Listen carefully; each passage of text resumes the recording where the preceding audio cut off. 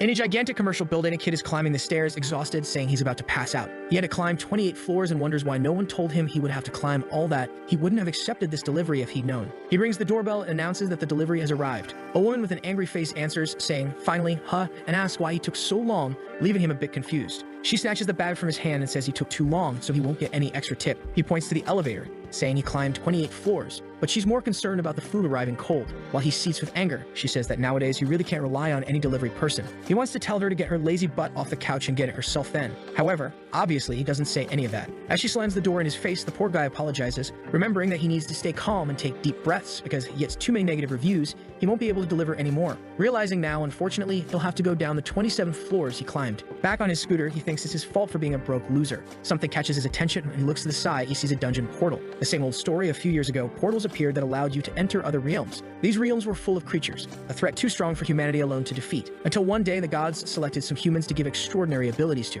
These selected people would be the ones to venture into the dungeons and be called hunters by the rest of the world. But for him, seeing a portal is bad news since he'll have to take a detour to another street because entering it would be dangerous. Suddenly, he receives a call from his boss, scolding him, wanting to know what happened with the last delivery. The boss tells him to stop causing problems since he has a lot to deal with. He says the order he delayed was for an important person, so he'll go a week without getting any orders. He tries to say something, but the guy has already hung up. He sees in the app's review section that the woman from the 28th floor threw the food in the toilet because she said it was old and cold. He wants to call the boss to explain what's going on, but is being ignored. Now the boy is screwed. He's already late on his rent this week. Staring at the gate, he just wonders why he can't be one of the chosen ones and live a peaceful life as a hunter. Exhausted, he just wants to go home and calm down, until Harp plays on his phone indicating he received a delivery request. That window surprises him since he had never seen it before. He decides to click out of curiosity. The phone emits a flash, and when he opens his eyes, he's in a place that resembles the heavens. He's scared, wondering where he is. Is this a dream? Or has he finally been chosen by a mystical being? Nothing has really happened yet, but he's already crying with emotion, thinking his life as a delivery boy is over. However, he then realizes that his phone still shows a delivery to be made and is even displaying a map. He's confused because the delivery says to pick up a nectar. With nothing better to do, he decides to accept. As soon as he clicks, the golden gate in front of him opens. He swallows hard, wondering where he's going, and he starts riding above the clouds, passing by the castle. Looking at his phone, he's scared. That place is exactly where the map indicates, but it's something surreal. It's really where the gods live. He enters a palace with giant pillars. In front of a huge door, he wonders if this is where he's supposed to pick up the items. Hesitant, he knocks on the door,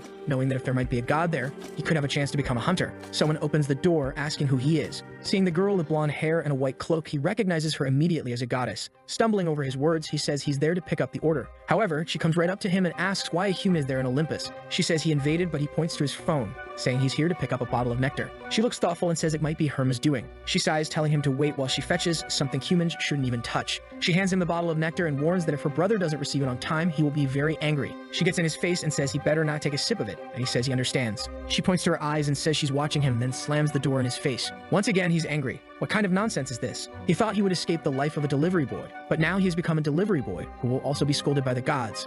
Staring at the bottle, he says it looks like apple juice and thinks about quitting the delivery. However, he reasons that if it's her brother who will receive it, he must also be a god. And since he's here in Olympus, he might as well ask this other guy to maybe turn him into a mythical being. He puts on his helmet, motivated, saying this is the last delivery he will ever make. And with that, he starts driving through the lava. A notification says he's approaching. After a mountain of magma, there's a small house. He arrives at the door, exhausted because it's hotter than a sauna there, and announces that the delivery has arrived. The door suddenly opens. The poor guy is dripping with sweat because it's scorching inside. In the background, there's the sight of a dwarf hammering on a forge who turns around angrily and asks who entered. Embarrassed, the protagonist says he's not an intruder. He's just here to make a delivery. The dwarf approaches him, eyes gleaming, saying it seems his sister sent this guy. The poor boy can't believe the two are siblings. They look nothing alike. However, at this moment, the dwarf notices he's not Hermes. Preparing his aura, he says the boy arrived there uninvited. The protagonist, embarrassed, says it was his sister who asked him to deliver this thing. The dwarf realizes the nectar bottle is full and tells the boy it's amazing he brought it without taking a sip. The boy says he's not that kind of thief. Of course, he wouldn't drink someone else's stuff and hands it over, saying the dwarf can take it. The dwarf laughs, saying the boy is very honest. A sip of that nectar would have turned him into a god, yet he felt no temptation. At this moment, the protagonist is confused upon hearing this, already thinking that if he had taken a sip, he would be a god now. He eagerly moves to open the bottle, saying his life as a delivery boy is over. However, something interrupts. The dwarf grabs it, takes off the cap. The protagonist tries to say something, but it's too late. The guy has already taken a big gulp. He throws the bottle on the ground, saying it's even better when you drink it all at once. The boy is devastated, while the dwarf says he hadn't tasted such fresh nectar in a long time. Introducing himself as Hephaestus, he asks who the protagonist is. He replies that his name is Heijun Lee. Hephaestus then thanks him, saying he is very honest. Before he can say anything, the dwarf is already leaving, saying that now that he's refreshed, he'll get back to work. However, Hadrian puts his hand on his shoulder and asks him to wait. The dwarf asks what it is, and he says he hasn't been paid yet. Hephaestus turns around and asks if he's talking about the delivery fee. If that's the case, he should have already received it and walks away laughing like a fool. At that moment, Hadrian checks the app on his phone, which emits a flash of light that ends up blinding him. In his system interface, it shows 1,000 points. He is in bed, saying he's sure it wasn't a dream. As soon as he looked at the app, he was surrounded by light and was back on Earth. However, now this little screen is in front of him. He's angry, saying he has no idea how to use these points. He was face to face with a god, so all he wanted was to become the strongest S-rank hunter in the world. The system gives a notification and says that points can be exchanged for various items in the shop. He decides to accept because he needs to find some use for these points.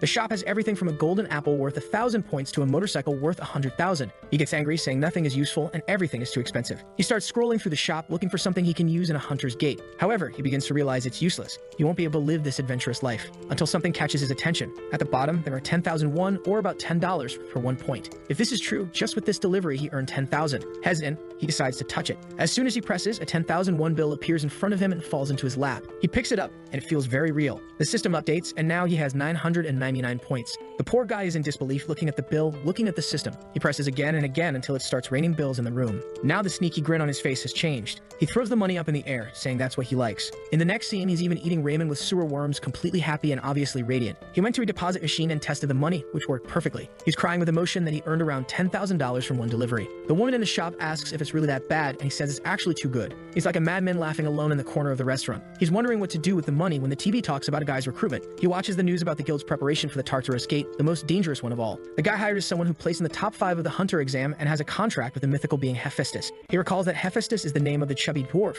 who now is the best customer he has ever had. He leaves the restaurant with a full belly, and then his phone rings. He figured something like this might happen, so he brought his scooter. The phone glows, notifying him of a new delivery, and as always, he gets teleported. Once again in Olympus, he opens his eyes. But this time, he's in a gigantic botanical garden. He's wondering where to pick up the delivery when someone calls his name, Hadrian Lee. A girl appears, introducing herself as the goddess Demeter. Hadrian greets her, and she says she heard about him from her nephew. He asks who her nephew is, and she says it's Hephaestus. The poor guy thinks someone is messing with his family because no one looks alike. Radiant, she says that it seems he didn't drink any of the nectar and asks if she can trust him to deliver something. Of course, he says yes, he'll deliver anything. After all, it's easy money. He imagines that this time he'll receive something insane. Demeter activates an energy in her hand and creates a lunchbox. He's a bit confused, but she tells him to deliver this lunchbox to her daughter, explaining that unfortunately, the gods cannot leave their palaces without a good reason. Hadrian didn't expect something so simple, but at least it will be easy. He's sure he'll deliver it, but suddenly she shivers and the entire garden around them rots in an instant. He looks around wondering what's happening, but she's already leaving, thanking him. He hopes there won't be any problems with the delivery or that it isn't a godly bomb.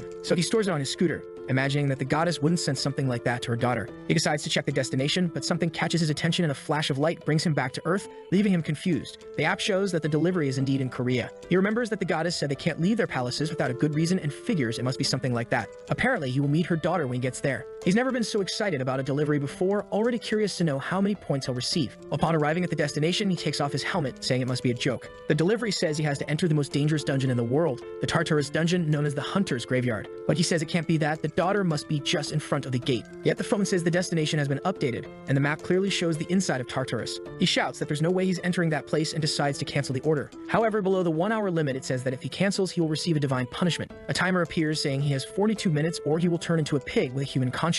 Desolate, he wonders what kind of punishment that is. He should have at least checked the information, but none of it makes sense. First of all, he can't get past those guards at the gate. The psycho starts thinking about all the foods made with pork. That's when the system window appears again, saying that if he needs any assistance, he can check the shop. He knows he has few points, so it wouldn't be useful. He starts planning to hire hunters to go in there. But in the shop for 800 points, there's a replica of the Kaini, a helmet of haze that hides the user's presence for 30 minutes. He says that this limited time offer stuff is nonsense and clearly just a way to drain all the points he has. But since he'll turn into a pig if he doesn't accept, he decides to buy the helmet, vowing never to take another job again. The helmet appears out of nowhere, and as he tries to grab it, it rolls away. What fool. Now equipped, he has 38 minutes to make the delivery. He easily rides past the guards who don't notice his presence, only sneezing due to the cold wind. He heads towards the gate, terrified since it's one of the most horrifying places in the world. But with no other option, he goes on. Hadrian Lee, a 20-year-old delivery boy with no hunter's license, no mythical contract, no supernatural powers or physical abilities, defies all odds. He becomes the first person to reach the deepest part of Tartarus. Looking around, he says there's no one there, but at least he got there quickly and won't be turned into a pig. He starts shouting, saying the delivery has arrived.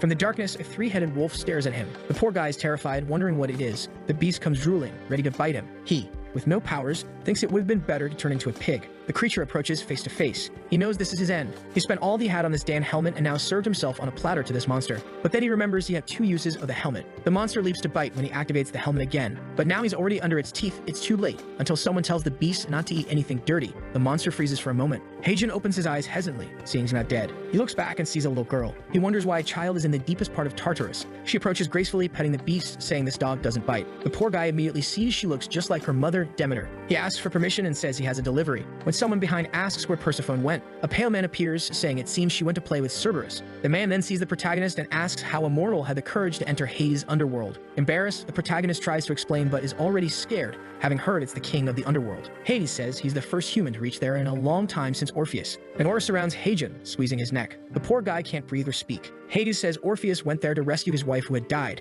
but the boy had come to steal his helmet. As soon as he grabs his hand, he notices it's a fake version. Persephone says they should listen to what the boy has to say first. With that, Hades releases Heijin, who falls, coughing. He asks why he entered this domain. Struggling to speak, he explains he came to make a delivery. Hades wants to know if it's a delivery for him, the god of the underworld. The protagonist says that's not the case, and he brought something that his wife sent for their daughter. They look at each other confused. Hades wants to know why he's making the delivery and not Hermes. Trembling, Heijin says he doesn't know why, but that's what he was told to bring. Persephone recognizes the lunchbox sent. Hades asks if Heijin didn't say it was his wife who asked him to bring it. The poor guy says yes. She asked him to bring it to her daughter. Persephone explains that it was made by her mother-in-law. The girl is all radiant, saying it arrived warm. But hearing this, Heijin wonders if the two are a couple. He points to Hades, saying he's disgusting and too old for. Whoops, he covers his own mouth, realizing he spoke without thinking. But Hades heard him clearly and tells him to repeat those words to the king of the underworld. The protagonist starts babbling, trying to apologize but trembling. Hades just stares at him and then starts laughing like a fool. The protagonist is confused and Hades says he never imagined a human would have the courage to insult him, the god of the underworld. He asks Heijin's name, who responds while shaking. Hades warns that since this is the first time, he will forgive the insolence. However, if he does something again, he only needs to point a hand, and Heijin is surrounded by energy, understanding very well what will happen. With that, Hades says that the payment has been delivered and he can thank his mother-in-law for it. Immediately, the window blinks, and this time he receives 10,000 points plus an extra 5,000 from the god of the underworld. Hades even returns the helmet, saying he can keep the trinket. Heijin trembles and thanks him with a big smile. The scene changes to a man exhausted, facing a dragon. He prepares for combat. He is the captain of Team 1 and a combat-type hunter, Doyen Ha. He delivers a series of blows to the dragon, but it retaliates with a claw to his chest. However, someone else attacks from behind with an aura blade and the dragon notices. But the attack lands and the dragon rides in agony towards the sky and then falls defeated. The swordsman approaches Doyen and congratulates him, saying they finally conquered the first floor of Tartarus. This man is the guild master Yangwen and also ranks 3rd in the world. His name is Songjin Park. Everyone there is celebrating. He says it's a great day because their guild has now reached the deepest part of Tartarus. However, everyone is really exhausted. Seongjin thanks Doyen, saying it's all thanks to him. Doyen, emotional, says he's not that good. Everyone is hugging, saying they will stay together forever. Seongjin tells Erin to go easy on the dragon. She is ranked 17th in the world and says she understands. The boss says he knows she wants to collect many mana stones, but it's okay. No need to rush. However, she feels something. She dismounts from the dragon, warning that something is coming at high speed. The team stares into the void, knowing they are exhausted. It will be very difficult to defend themselves. Seongjin tells everyone to prepare, and Erin says it's almost here. The leader warns that if things get tough, everyone should flee and will try to hold the monsters back. But the guys are emotional, saying they will fight with him to the end of the world. He smiles, but Erin warns it's arriving now. In the distance, there's the sound of an engine, and obviously, the shadow of a motorcycle with a helmet. Seongjin is shocked, wondering what the heck that is. Calmly, Heijin asks for permission to pass. Seeing the dragon, he says they are incredible, and he's glad they are there because the helmet's effect was about to end. He looks back and gives a thumbs up, telling them to be careful because from here on there are creatures with dark magic, and he speeds off on his scooter. No one in the guild has managed to say a word, so confused are they. The next scene talks about the number 150 million. If it were a measuring years, you would go back to the dinosaur era, a number close to the entire population of Korea. Normally, you get about $3 per delivery. You'd need to make 50,000 deliveries to reach that total. But this is the exact amount he would receive if he exchanged his points now. The guy is grinning widely, right? He stared at that number all day. Of course, he was scared to death of turning into a pig. There was also a moment when he was almost eaten by a dog. Besides, he was almost strangled by the god of the underworld. Thinking about it, he suffered a lot to earn this money. But now he laughs. In the end, none of that matters because he earned a ton of money. And the weakest capitalist always wants more, obviously. He says from this moment on, but then his stomach growls and he realizes it's good to go eat something. Maybe a beer with fried chicken. Meanwhile, Seongjin was attending a conference. He's exhausted and goes out to talk to the members. Right after that, he has to talk to the president of the Hunter Association. The guy doesn't get a second of rest. Doyen asks if he mentioned the delivery boy at the conference. He replies that he didn't. He prefers to keep it hidden for now since no one has any idea where that guy came from. They should have chased the guy to ask some questions, but everyone was exhausted and didn't know what to say. However, obviously, everyone in the guild is curious. The blonde says he was wearing a strange helmet and riding a scooter. Maybe it won't be too hard to find him. But Seongjin tells them not to worry too much since their goal is to conquer the dungeons, not to find out who the mysterious guy is. So he informs the two there that they need to make new weapons, so they'll have to go to the mining dungeon. Doyen tries to complain but has no choice and asks what type of metal he wants. Seonjun thinks for a moment and says it's something called celestial metal. Meanwhile, our protagonist is eating his fried chicken. He was excited to eat until his phone rang. He jumped up, not wanting to miss any orders from the gods. He was hungry, but in a flash of light, he found himself surrounded by mountains, and right in front of him was Hephaestus' house once again. That's when he realizes he forgot his scooter and helmet. While he's wondering about this, someone is behind him. Suddenly, someone calls out to the boy, and he turns to see Hephaestus with tears in his eyes. Haejin asks why he's not inside the house. Crying, Hephaestus says he was expelled. Haejin is confused and asks what he's talking about. He explains that he was drinking and eating with his brother Dionysus when someone appeared, calling him dear and asking why he was drinking again. With that, the two were expelled, and she said they shouldn't even think about coming back. Dionysus left immediately, but the little dwarf is abandoned there. Haejin says he understands but asks what he wants him to deliver. Desolate, Hephaestus says anything to drink or eat. Since he was expelled, he hasn't eaten anything. He implored, but even his sister didn't have nectar, and now only Haejin can save him. Haejin kind of understands but has no idea what a god eats or drinks. Lying on the ground, Hephaestus says if he could have some kind of meat with alcohol, it would be perfect. Haejin goes on his phone and tells him to wait a second. A flash of light happens while the dwarf is lying on the ground. He sniffs something until Haejin appears with the beer and chicken he had bought, saying he's happy to share. Hephaestus says he has no idea what that is, and our boy explains that it's a common combo in Korea. The sun is shining between the mountains, and the dwarf is incredibly happy, saying he's never had such a refreshing drink in his life. He also thought the chicken piece was too small, but when he bites into it, it has the best taste he's ever had in his life. Haejin wonders if this guy is really a mythical being.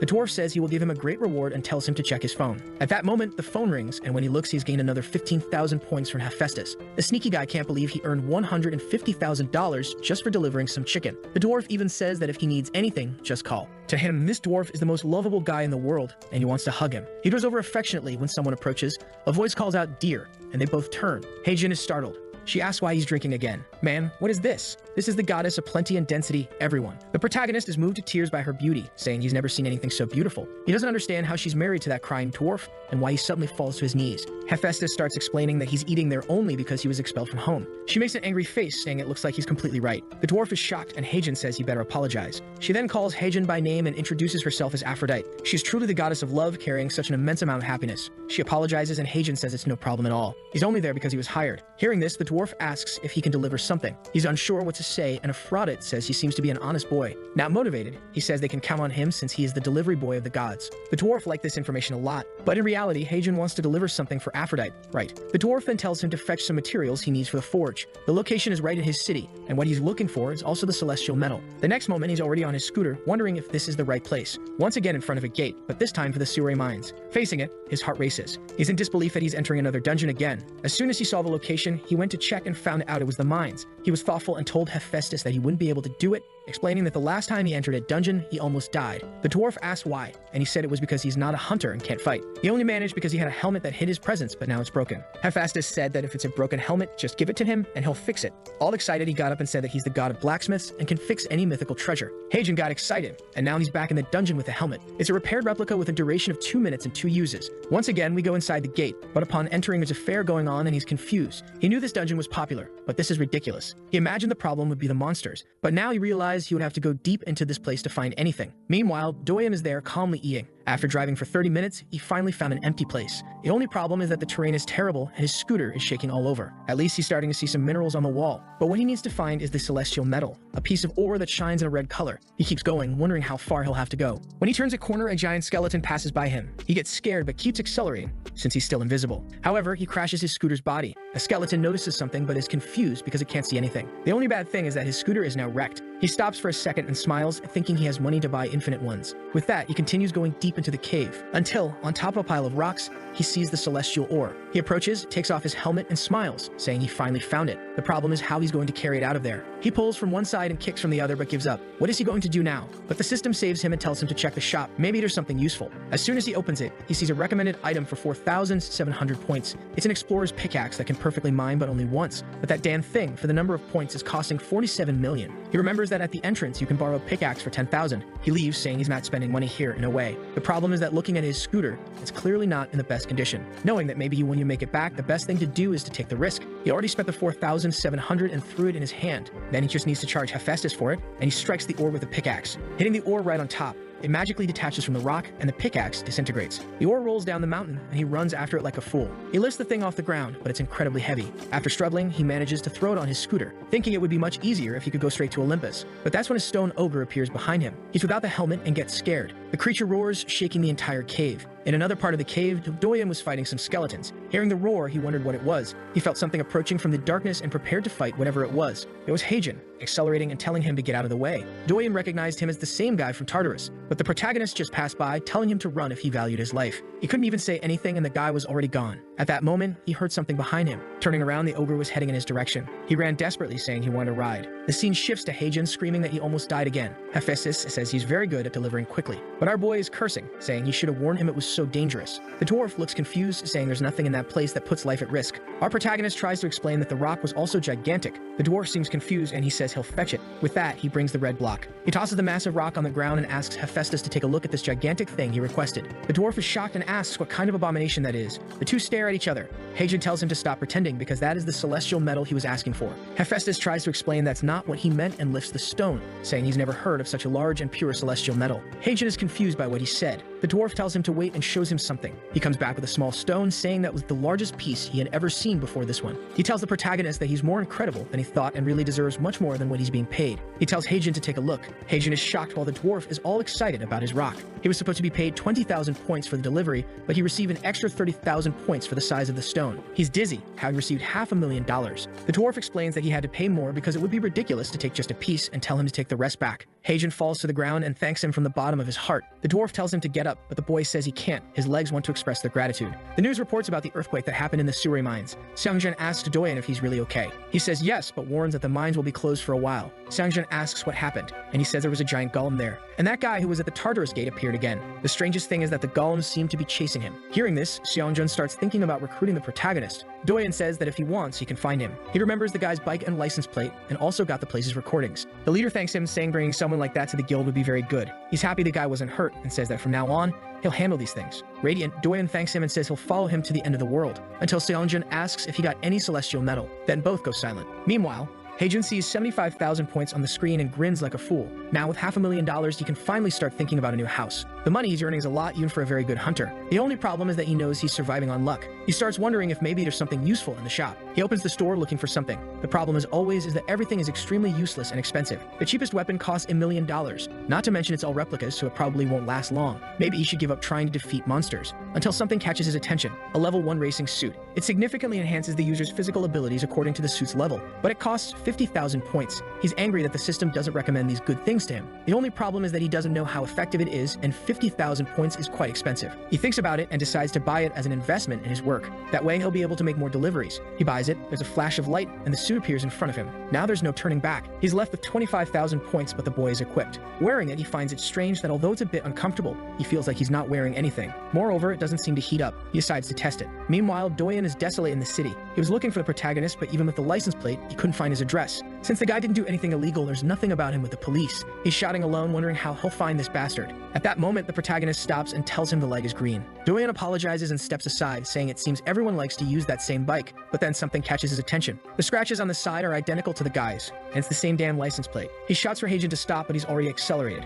He tries to run after him, but can't. Seeing a taxi behind him, he gets in and asks to follow that bike, but the driver kicks him out, asking if he thinks this is a movie. With that, the guy leaves, abandoning him. However, he doesn't give up, saying he'll keep following in that direction until the guy on the bike stops. After running quite a bit, he falls to the ground, exhausted. A woman even asks if he's okay, and he says he is. She says she recognizes him from one of the biggest guilds, and he says she must be confused. Someone from the guild would never be lying on the ground like this. He has no idea where that darn delivery guy went. Then a scream catches everyone's attention. He feels a chill and decides to slowly approach. He looks around but doesn't see the bike anywhere. However, his instincts tell him that guy is behind this. The elderly people tell him to be careful because the echo from the peak could cause an avalanche. He says not to worry because he belongs to a big guild, and starts running again. Once more, he's following the exhausted protagonist, wondering where he is, until he looks to the side and sees a rock with a hole in the middle. Seeing that, he says it's impossible for someone to have done this. Other rank B hunters could break this rock, but creating a perfect crater like this doesn't make sense. He's sure it's some kind of magic or divine power. If it's the guy on the bike, he has to bring him to the guild no matter what. Back at home, the sneaky Heijin is exhausted, unbelieving that he made that hole in the rock.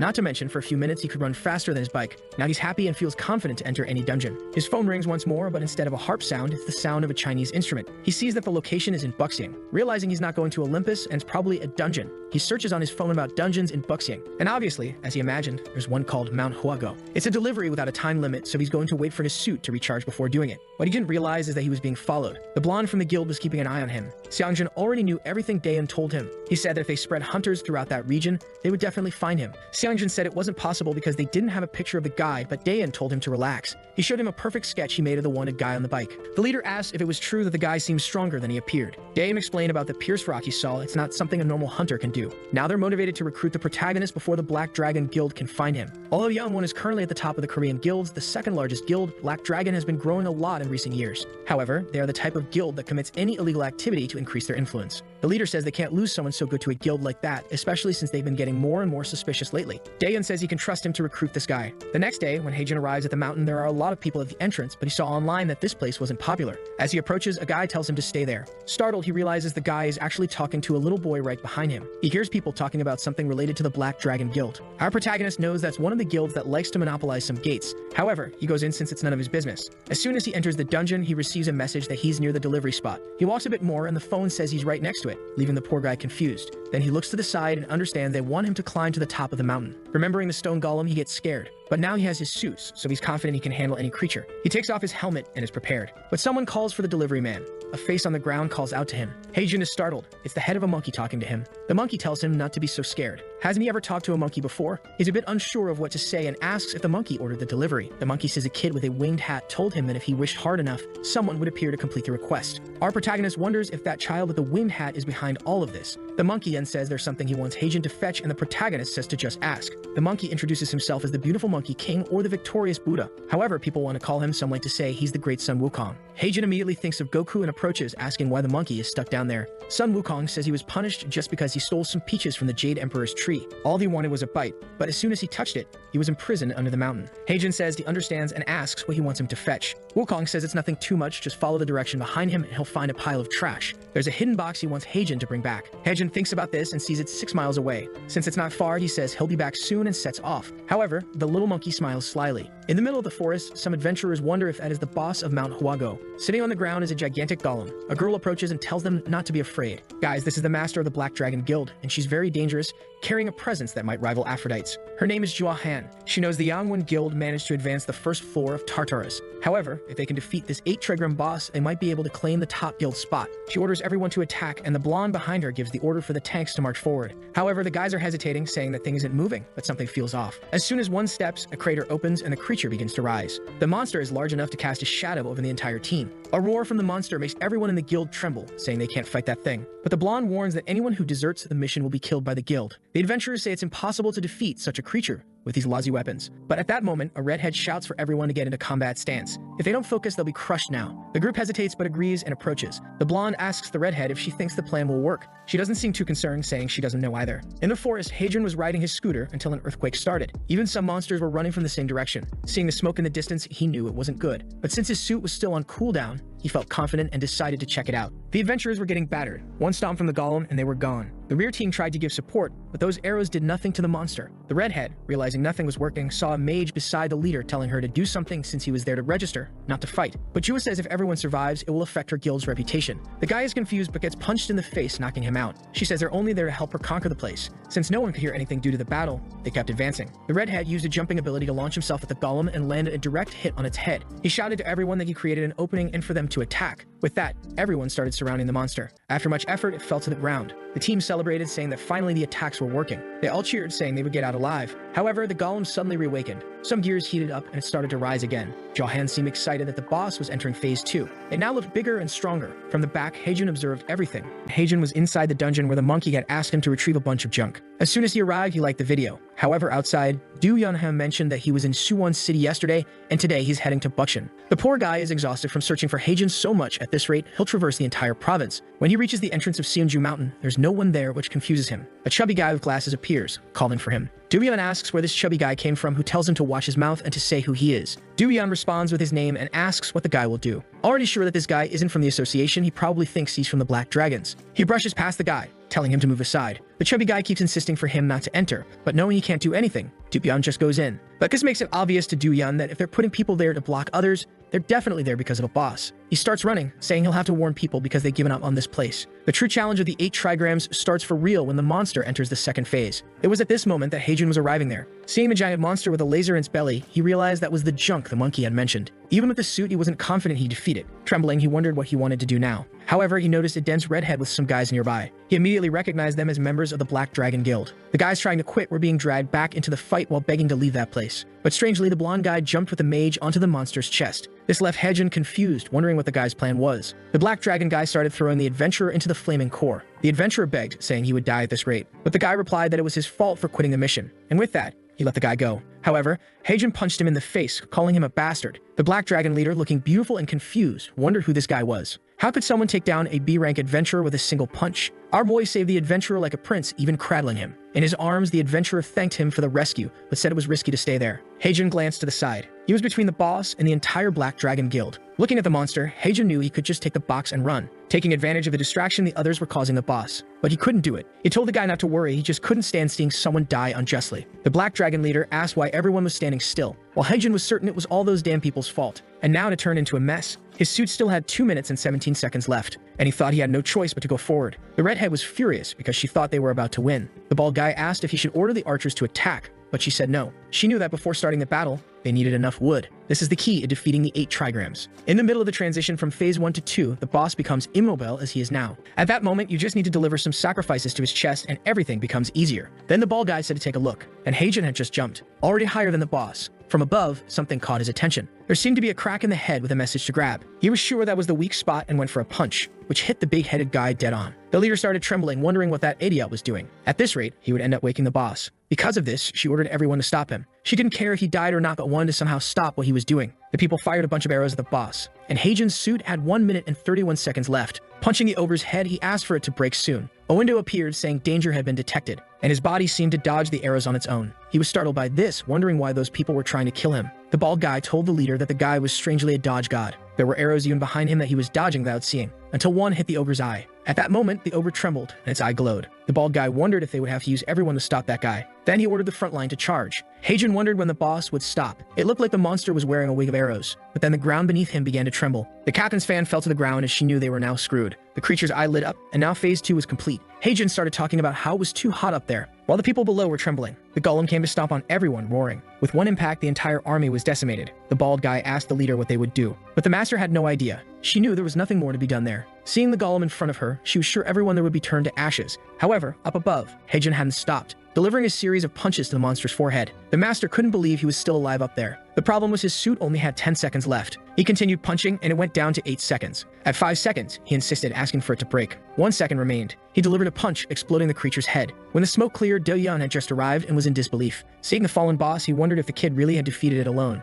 In a way, Do-yeon felt a connection to Heijun because they seemed to have a similar fighting style. But he didn't imagine he would find that guy here. He ran toward Heijun, saying he needed to recruit him to the guild today. Down below, the Black Dragon Guild members hadn't died, and Johan couldn't believe that loser had defeated the 8 trigrams alone. The bald guy asked for orders, and she said to capture him as soon as the smoke cleared. She was sure that even though he was strong enough to defeat it, he would be exhausted now, and she couldn't let someone who complicated the Black Dragon's plans get away. But an explosion happened in front of them. It was Do-yeon who greeted them. Immediately, the entire guild recognized him, and he said it seemed he was right to think they were behind all this, already understanding that their plan was to use the new recruits as sacrifices. Johan didn't expect him to show up there and ordered everyone to prepare for battle. She pointed in his direction and said he was now the target, and they better not let their guard down. Do-yeon was worried since there were many people there, and now he wasn't sure if he could win. What he wanted to know was where Heijun was. Then another guild member came to talk to her, saying they had a problem. She asked what it was. He sheepishly said that the guy with the helmet had disappeared. The poor woman in Do-yeon didn't know what had happened, and she screamed in desperation. Now he was screwed, alone against everyone. He got involved in all this without needing to. Heijun fled with the helmet since he thought he was going to die. He almost woke up in Olympus, and it wasn't because of a delivery. The poor guy wondered why he helped those people since he wasn't even a hunter, and he said he had to remember never to make such a mistake again.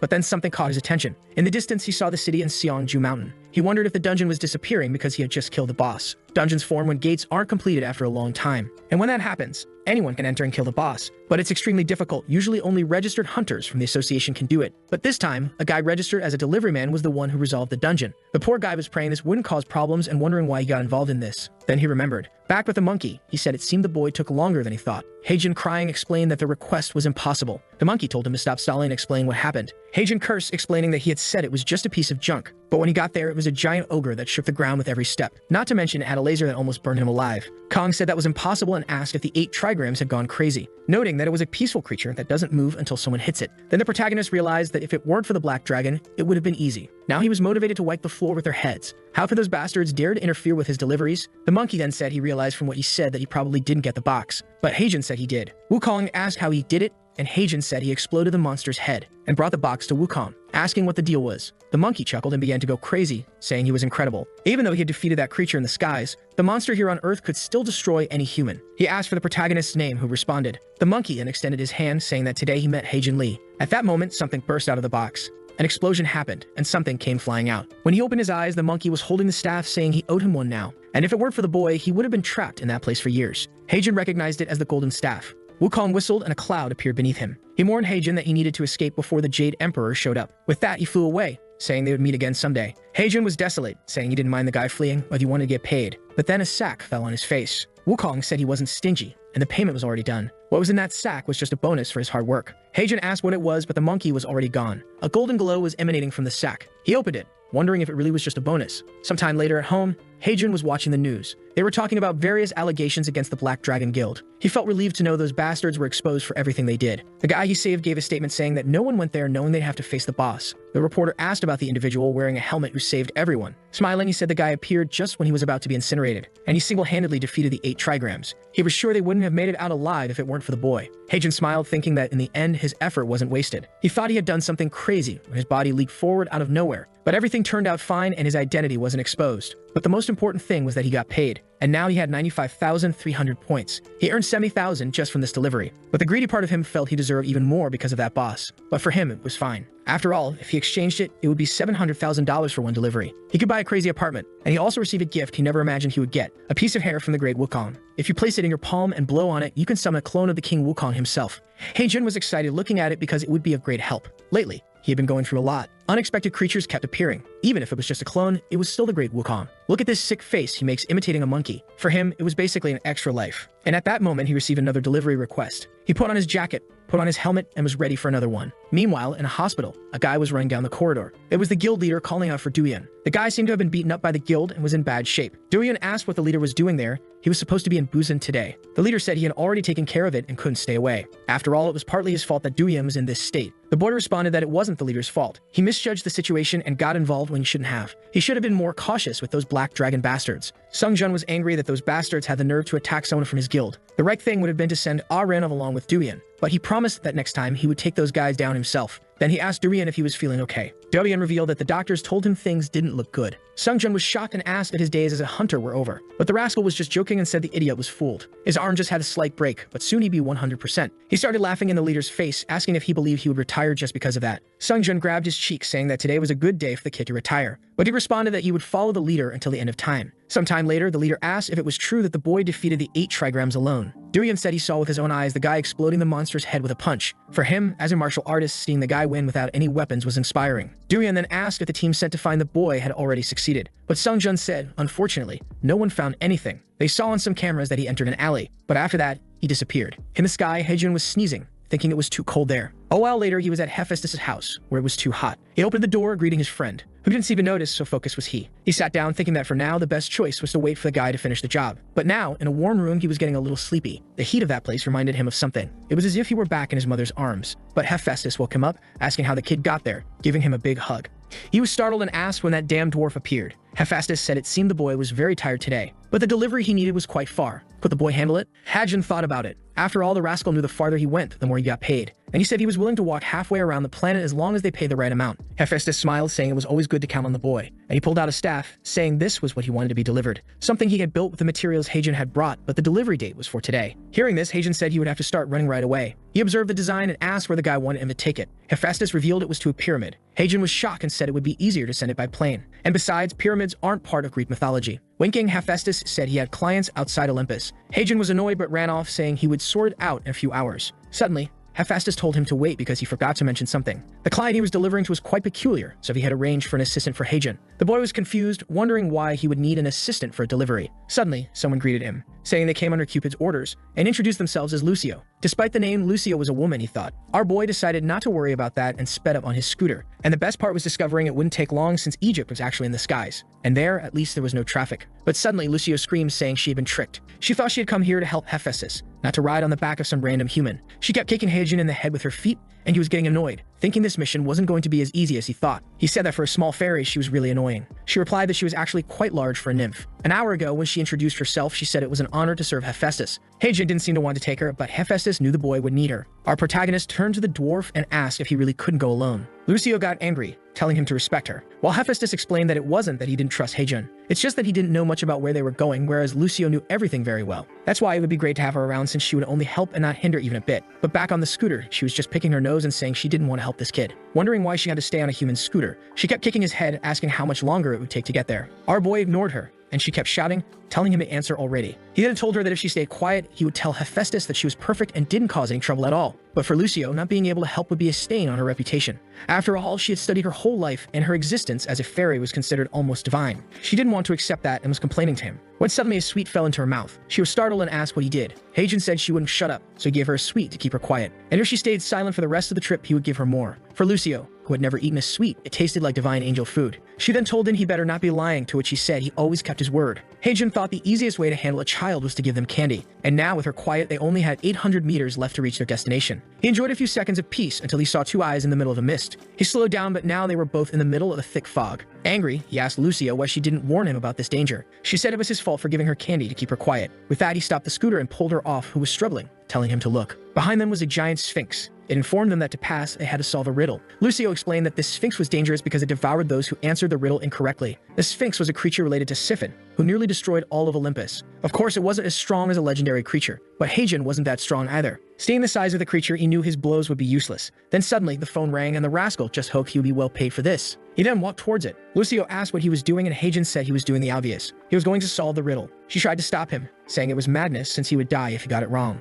But Heijin was confident about what the Sphinx's question would be, since the riddle was common. And in the worst case, he could use Wukong's hair strand. The Sphinx turned to him and asked if he was ready. Heijin told it to go ahead because he was short on time and was there to make a delivery. Meanwhile, Lucio was crying, saying the damned guy had actually accepted. The Sphinx smiled and told them to prepare. Heijin thought the riddle would be, what walks on 4 legs in the morning, 2 in the afternoon, and 3 in the evening? But this old one is very buff, saying he doesn't even need a cane. Obviously, Heijin was confident since he had seen this multiple times. But then the Sphinx asked what the name of the sound a duck makes when it falls was. Now he had a completely idiotic look on his face while the Sphinx stared at him. He asked what kind of duck nonsense this was. Lucio started thinking and was sure a duck makes a quack. But then she started crying, saying she had no idea what the word was for the sound they make when they get hurt. Being observed in a sphere, the last thing she wanted was to be eaten alive. The orb was watched by a woman in Egyptian clothes, who said those two seemed like very intriguing visitors. The Sphinx stared at them again, ordering them to answer the name of the sound a duck makes when it falls. Heijin had no idea. What kind of data joke was this? Then you remember he was up against a Sphinx. Maybe there was some kind of wordplay involved. Gleaming, the Sphinx said he had 3 minutes to answer. Meanwhile, Lucio, desperate, was crying, saying it was impossible to solve. Even she, an elite of knowledge, had no idea. And she was starting to get mad at Heijin because she was going to be eaten because of him.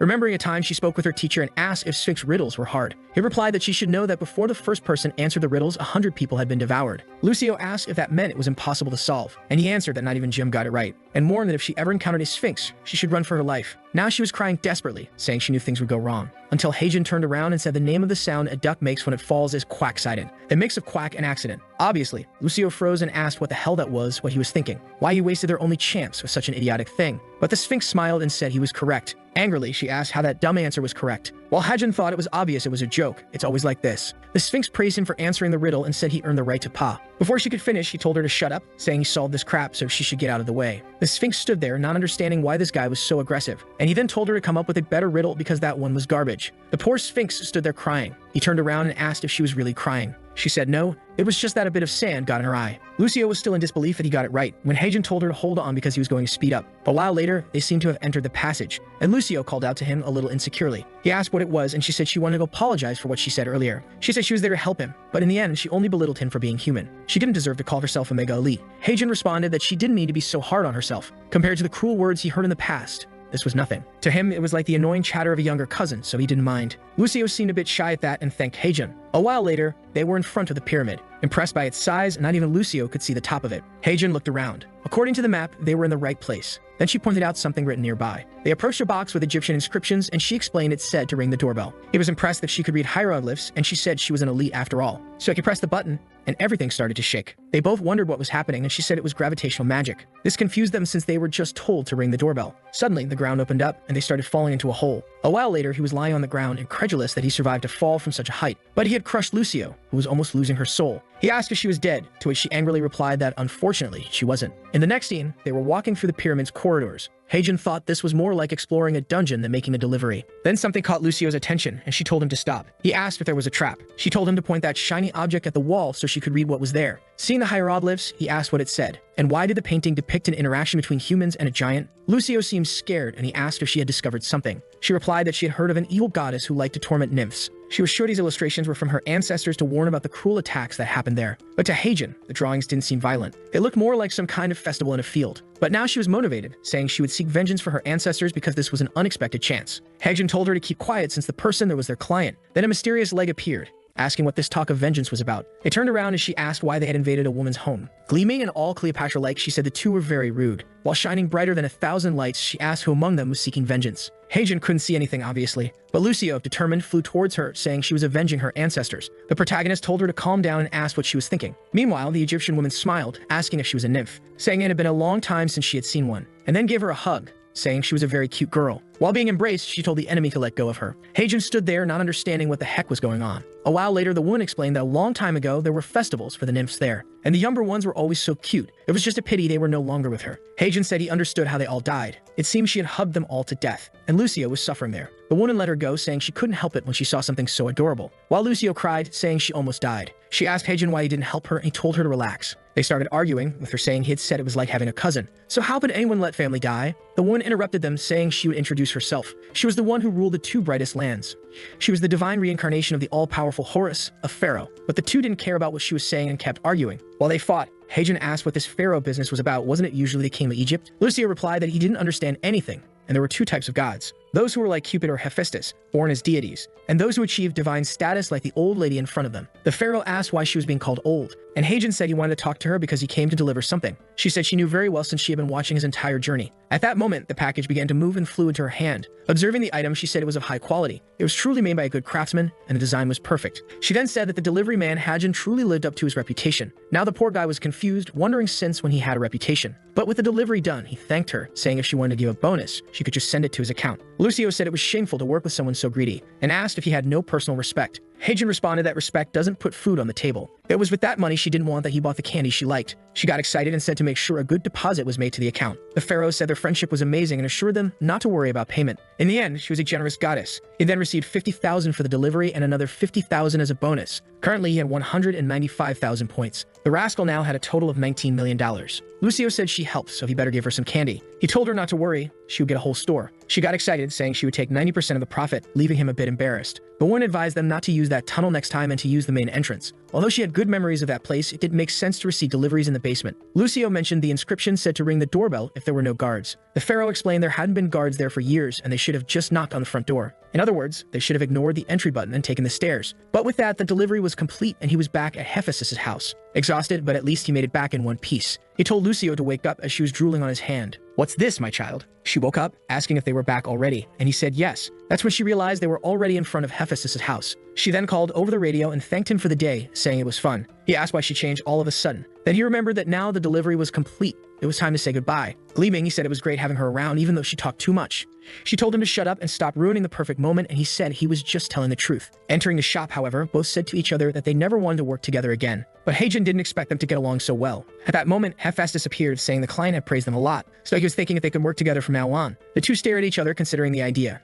And then they bumped heads, saying they would only do it if everyone against each other, saying they didn't want to work together. Next scene, our boy is peacefully sleeping in his room when someone calls his name. When he wakes up, it's Lucio shaking him, telling him to get up already. He immediately wakes up with a scream, wanting to know what she's doing there, but she just covers her ears, asking why he's yelling at poor Lucio. And then she asks if he really forgot that they're partners now. That's when he remembers that when he refused, Hephaestus started crying, saying it was the first time he had ever asked a favor from his own child. Because of that, he ended up accepting. The problem is that he didn't just become her partner, now he has to live with this headache. He then asks why she woke him up like that and if he wasn't sleeping peacefully. Lucio then says the noises weren't stopping. He's confused until he looks at his phone and sees that it's a delivery from Manjak. What Manjak is, he doesn't know, but he does know that a ton of orders are coming in one after the other. That's when he takes a look and realizes what's happening. A bunch of normal delivery orders are coming in to deliver Chinese food all over the city. The poor guy who was making millions before is now getting paid $5, $10. That's when he remembers that it's been a week since all this madness started, when that woman had her last delivery while sitting on the toilet. Lucio asks what's wrong and if everything's okay, but he just tells her not to worry. But she's annoyingly persistent and grabs his shirt, demanding that he explain it properly because she wants to understand. However, the poor guy gets a phone call right at that moment. He gets nervous when he sees that it's his manager's number, but if it were me,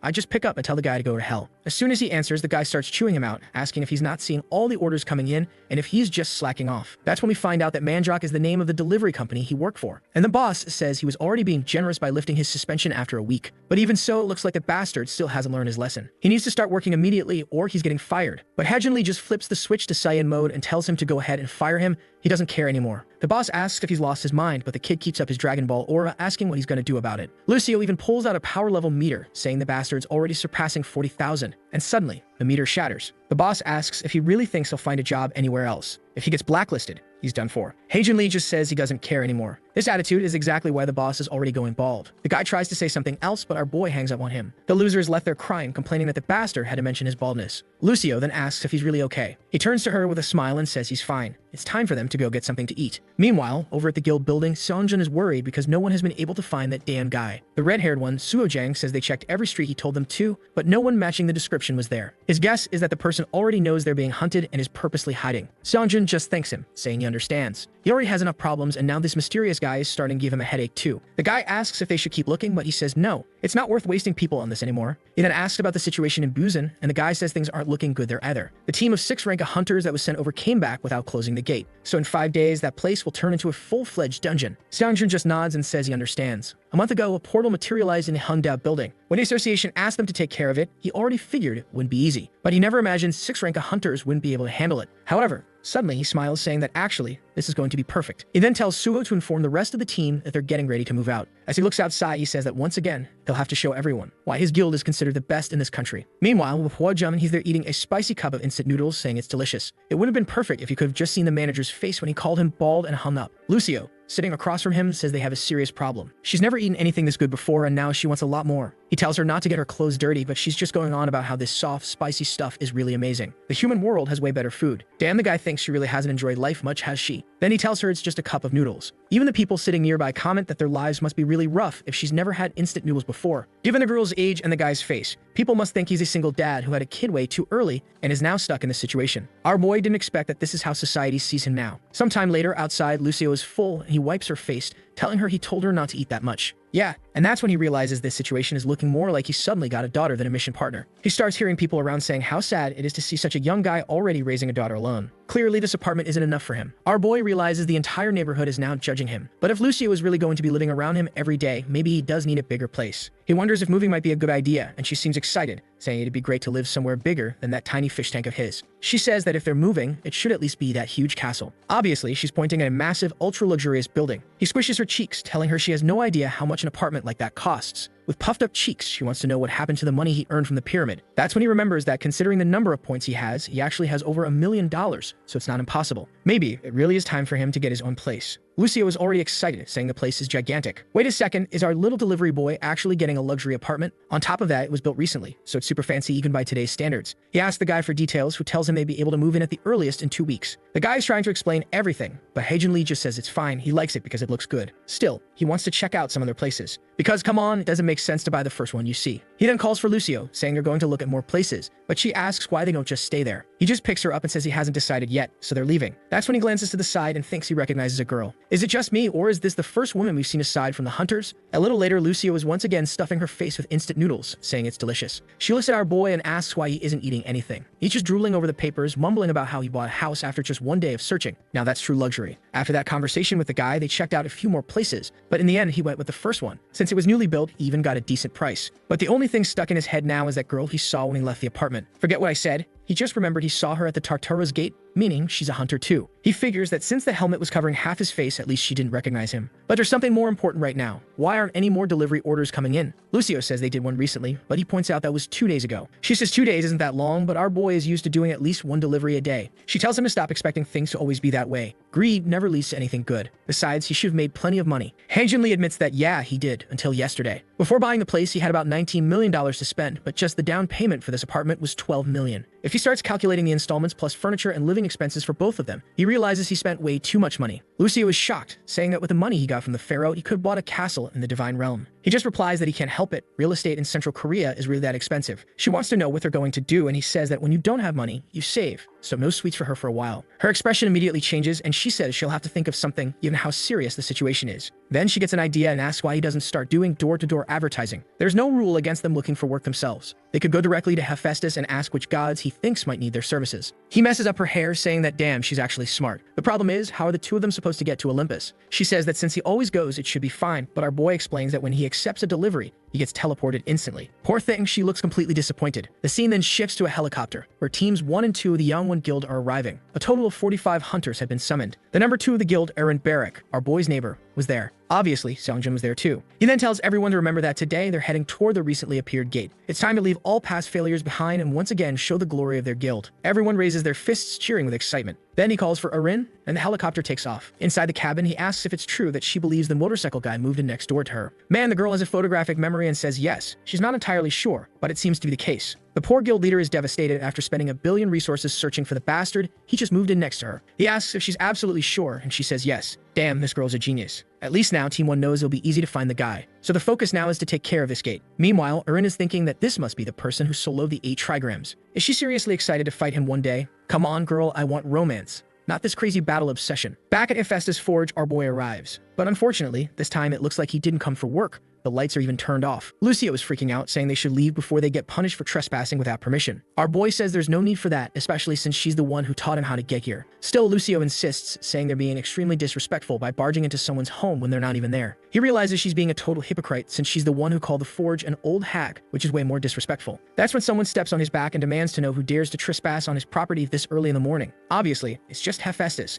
and our boy greets him. The god immediately comments that he doesn't remember requesting any delivery, so why is he here? Our boy, all cute. Too cute for my taste, says he's here to ask for a little favor. The dwarf wants to know what it is, and our boy says that before that, he thought it'd be rude to come empty-handed, so he brought something impressive. The god asks what it is, and our boy proudly presents a fresh bottle of soju. He remembers how much Hephaestus liked the beer he brought last time, so now he brought something new to try. The god pretends not to care, but immediately tells him to just ask the favor. He'll help. Haejin Lee then asks if he knows any god or goddess who might be interested in a delivery service. The little dwarf thinks for a bit and says some names come to mind, but there are some details. The deliveries he knows of are extremely dangerous. But Haejin Lee is fired up and says no matter the job, he'll get it done. To him, nothing in this life is more dangerous than being broke. Hephaestus then says that since the kid thinks he's ready, he'll teleport him now. With a flash of blue light, Haejin Lee tries to ask which god it is, but it's too late. He's already been sent away. In the blink of an eye, he appears in a dense forest, completely lost. How is he supposed to do the job when the old man didn't give him a single detail? That's when the system suddenly alerts him. Danger detected. As soon as Haejin Lee turns to the side, he sees a glowing red eye staring at him. A massive, 3-eyed demon boar is charging straight at him.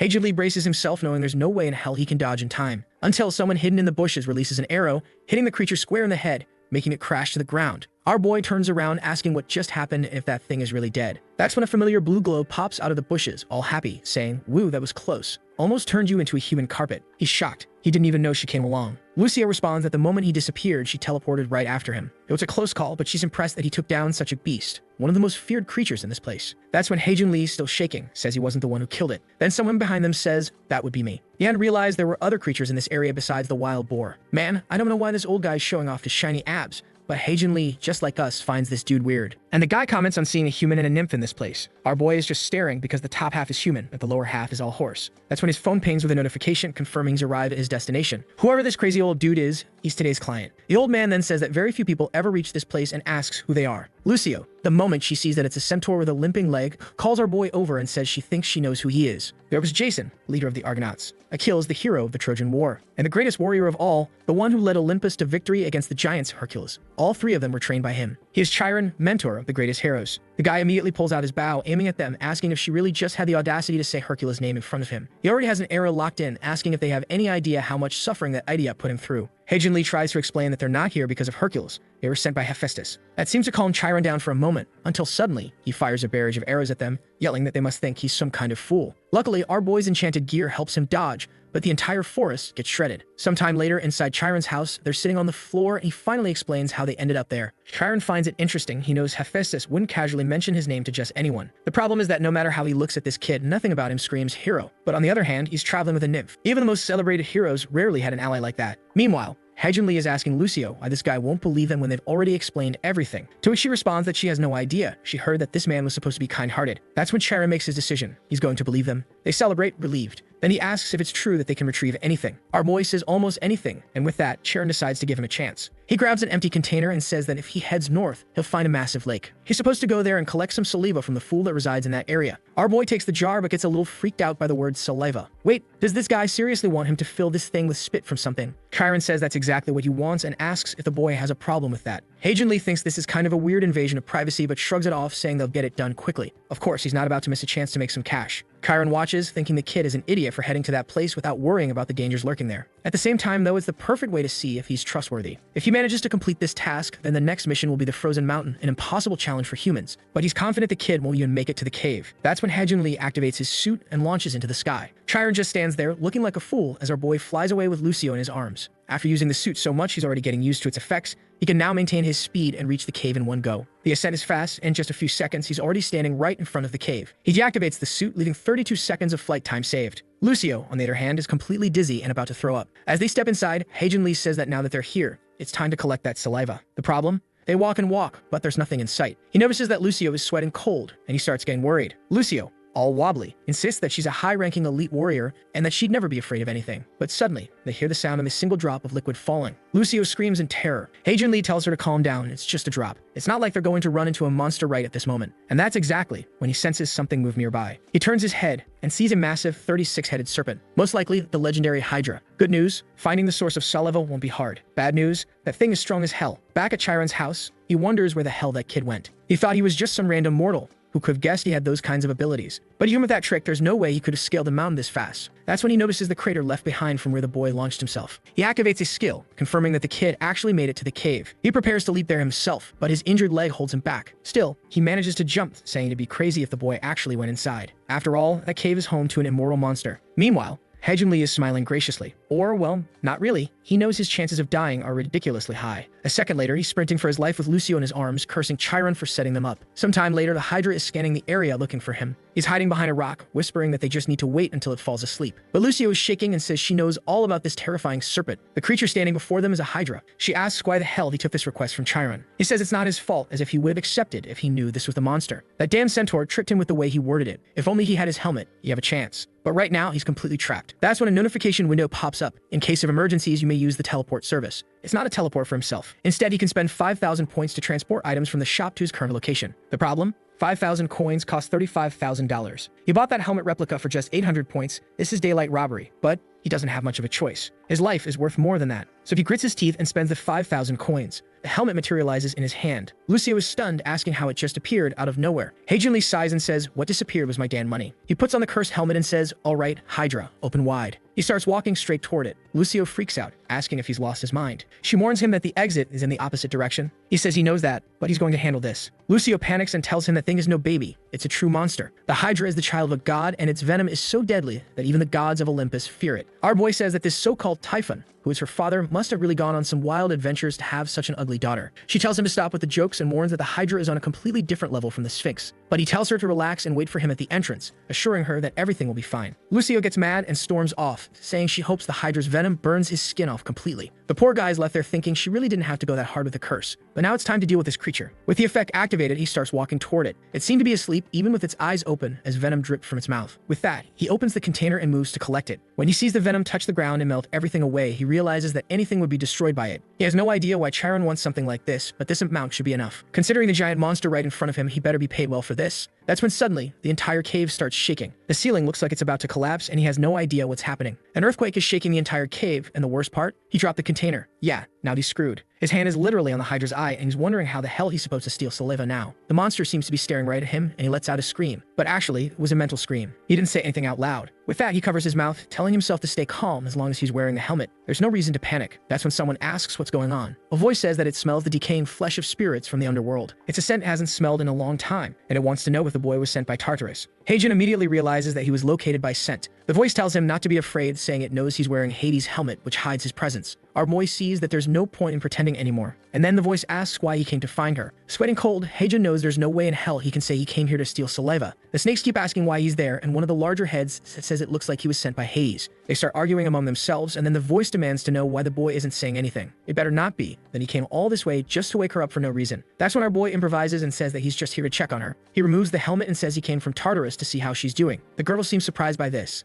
She then says that it looks like Cerberus must have sent him. Heijin quickly agrees, saying, yep, exactly, that's the one. All awkward, he stammers that Cerberus wanted to say he hasn't seen her in a while and was wondering how she was doing. The Hydra replies that she never imagined that bastard would actually care about his older sister. After over 1,000 years of not speaking, she never thought this day would come. That's when Heijin freezes. Guys, the Hydra is a highly dangerous creature with some serious attributes. Stay alert. Meanwhile, outside, Lucio is fuming, crying from frustration. No matter what Heijin does, there's no way he can win against the Hydra, so she has to go down the mountain and call for help. That's when on her way down, she runs into Chiron, who wants to know why she's alone. She immediately tells him that Heijin is facing the Hydra. Chiron face-bombs, saying he never imagined the boy would go all the way into the cave. She asks for help, but he says that even he, the divine being, has no chance against that thing. She demands to know what they're going to do, while Chiron is just thinking to himself that he should have sent the kid home instead of trying to test him. He lets out a sigh and asks her to show him the way. She asks if he's sure, and he replies that there's no way in hell he's letting the boy die because of him. Meanwhile, in the cave, Heijin is in shock. He never imagined that the Hydra had a human form. The Hydra replies that it looks like he was startled by her appearance. She explains that she hasn't been able to take her true form since she was trapped there. Not even her brother has ever seen her like this, so it's normal for him to be surprised. Heijin is sure that when she says brother, she's referring to Cerberus. Glowing softly, the Hydra asks him to tell her how her little brother is doing because she really misses him. He simply says that her brother is doing great. He gets to eat 3 meals a day, is working hard, and is happy with his progress. Of course, he's not about to reveal that Cerberus is now Persephone's pet. The Hydra smiles and says she's relieved to hear that. Heijin quickly waves goodbye, saying that now that his job is done, he's leaving. But just as he turns to leave, she tells him to stop, and he immediately freezes. She then says that if he came all this way because of her little brother, he can't leave empty-handed. Heijin's body won't move. He turns back all stiff, saying there's really no need for that. But she's already flicking her tongue dangerously, insisting. Then she turns around and tells him to take something. She tells him to take the differently colored scale on her back. Our boy is hesitant, not sure why she wants him to have it. But she simply tells him not to worry, saying that her scales hold magical power that will aid him on his journey. He figures it's probably similar to the strands of hair Wukong gave him. At this point, he's already convinced, thinking to himself that there's no way he's turning down something like this. Staring at her, though he's afraid he'll be turned to stone. To ensure his safety, he activates the suit for a second and yanks the scale off her back. The problem is that the suit isn't great for short movements, and he ends up crashing to the ground. He's grinning with the crystal in his hands, but clearly the Hydra is not amused. She congratulates him, says she thinks the boy is pushing his luck, but since that's the case, she won't turn him down. Damn, she just challenged him to a fight. Our boy scrambles up, all awkward, saying it was an accident. Meanwhile, Chiron is shaking, trying to comprehend what just happened. He shouts, asking if the boy defeated the Hydra. From the Sempher's point of view, our boy is radiating an aura while the Hydra is lying on the ground, completely wiped out. Lucio is beating from Chiron's back, hugging Heijin, saying she's so happy he's alive. He glares at her and says he told her to stay outside because it was dangerous. But she pouts and says she was scared. While they're bickering, Chiron still can't believe that a human defeated the Hydra, something even Hercules struggled with. Hephaestus had really sent someone remarkable. Heijin then turns to the Hydra and apologizes, saying they're being loud. She says it's fine and asks if the nymph belongs to him. He immediately denies it, saying she's more like the kid from the neighborhood. The Hydra smiles, saying their relationship is quite interesting. She then turns to Chiron and says it's been a long time since they last saw each other. He really had aged a lot, and not even his immortal body could win against time. Or perhaps it was her venom finally wearing him down. Heijin is confused and wonders if something happened between them. Lucio giggles and says he really doesn't know anything. Their story is well known. It involved Hercules, an arrow coated in Hydra venom, and the end of Chiron's immortality. But that was all an accident. On the battlefield, countless centaurs lay dead on the ground. One of them was Chiron,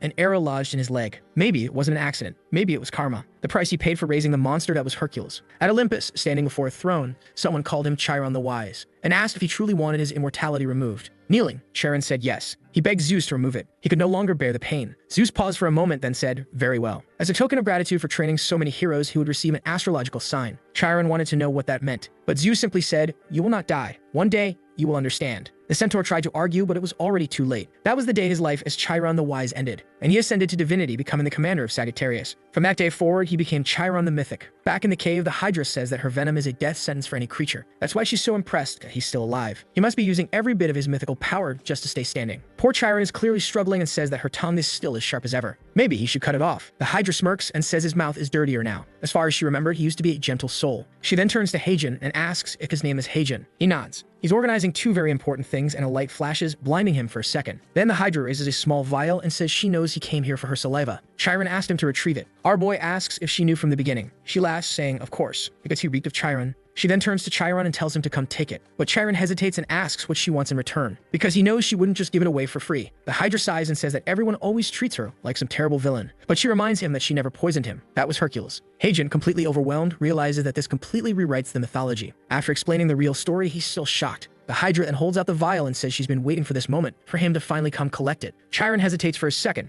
then takes it from her hand. He uncaps the vial and drinks it immediately. Holy hell. I don't know if that was an antidote or not, because his whole body starts burning. The venom seems to be spreading even faster through his leg. His vision blurs and he collapses. Seeing this, Heijin freaks out and asks what the Hydra did. That's when he hears a laugh. Chiron is on the ground crying in joy, saying that his leg is finally normal again. For 3,890 years, he had endured that pain in the world of mythical creatures. He had long forgotten what it was like to live without agony. The Hydra, all gentle now, pats him and says she can only imagine how painful it must have been to live that way. Heijin and Lucio rush over, calling out to him. Sometime later, at Chiron's house, they're sitting around wondering why he's taking so long. Maybe the old bastard doesn't want to pay them for their hard work. Lucio, though, tells him to stop accusing an honest person like Chiron. Heijin deflates. He probably doesn't even deserve to get paid, since it was the Hydra herself who handed over the saliva. The poor guy sits there feeling like a complete fool, realizing he has no argument. That's when Chiron opens the door and apologizes for making them wait. It took way longer than he expected to find what he was looking for. Our boy was about to call him out for taking so long, but Lucio covers his mouth and says they were waiting patiently. She asks if he was looking for his bow, and he confirms. This bow was originally meant to be given to Hercules. However, he believes it's more suited for Heijin. Our boy, being a complete idiot, is annoyed, saying he would prefer to get some points, but he's sure Chiron is a bad negotiator. Thinking it's just some random item, he accepts it anyway. But right at that moment, the door swings open. They both ask who's there, and a man walks into the room, apologizing for barging in like this. Lucio seems to recognize him,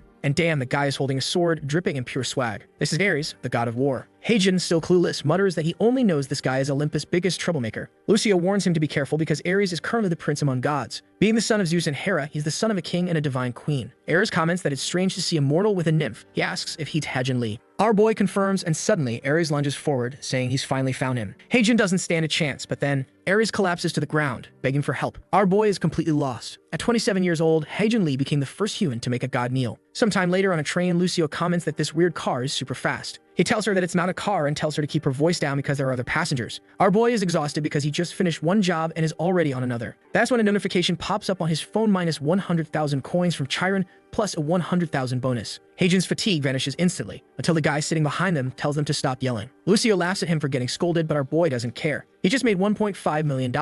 Now the only problem is this urgent mission, saving Ares' hunter in 5 hours. Back at the house, he asks what the hell this job is about. Ares explains that he hired a hunter, but when he checked his location, the guy is marked to die today. Heijin asks why Ares doesn't just handle it himself. Lucio explains that this violates the law of causality. Chiron clarifies that it's forbidden for gods to interfere in the life and death cycle of humans. No matter how hard it is to accept, all gods understand that fate isn't in their hands. However, Ares insists this is different. He can't let this hunter die. He bet everything he had on this person. There's a type of mythic level hunter. Basically, gods can invest points into hunters to grant them more power. As the hunter gains fame, the god earns more and more. On the other hand, if a god invests their points into a hunter and they die before completing their mission, it's like investing in cryptocurrency and losing everything. Chiron tells him he's crazy for betting everything on a single hunter. Turns out Ares is a gambling addict. Ares is shaking, begging for help just one more time. Not only did he invest his own points, but he used his father's points too, without even knowing. Heijin and Lucio are shocked, because if Ares is talking about his father's points, that means he just wasted Zeus' entire fortune. Back on the train, our boy mutters that he's not a miracle worker. How the hell is he supposed to protect a hunter, that mythic level talent? On the other hand, since this is an urgent request and Ares is paying, it's bound to be worth it. Lucio asks where they're heading, and our boy shows her the ticket to Busan. Inside a cave, monster corpses are scattered everywhere. Seongjin yells for everyone to get ready. The next wave is coming. The entire guild goes on high alert as the beasts charge in.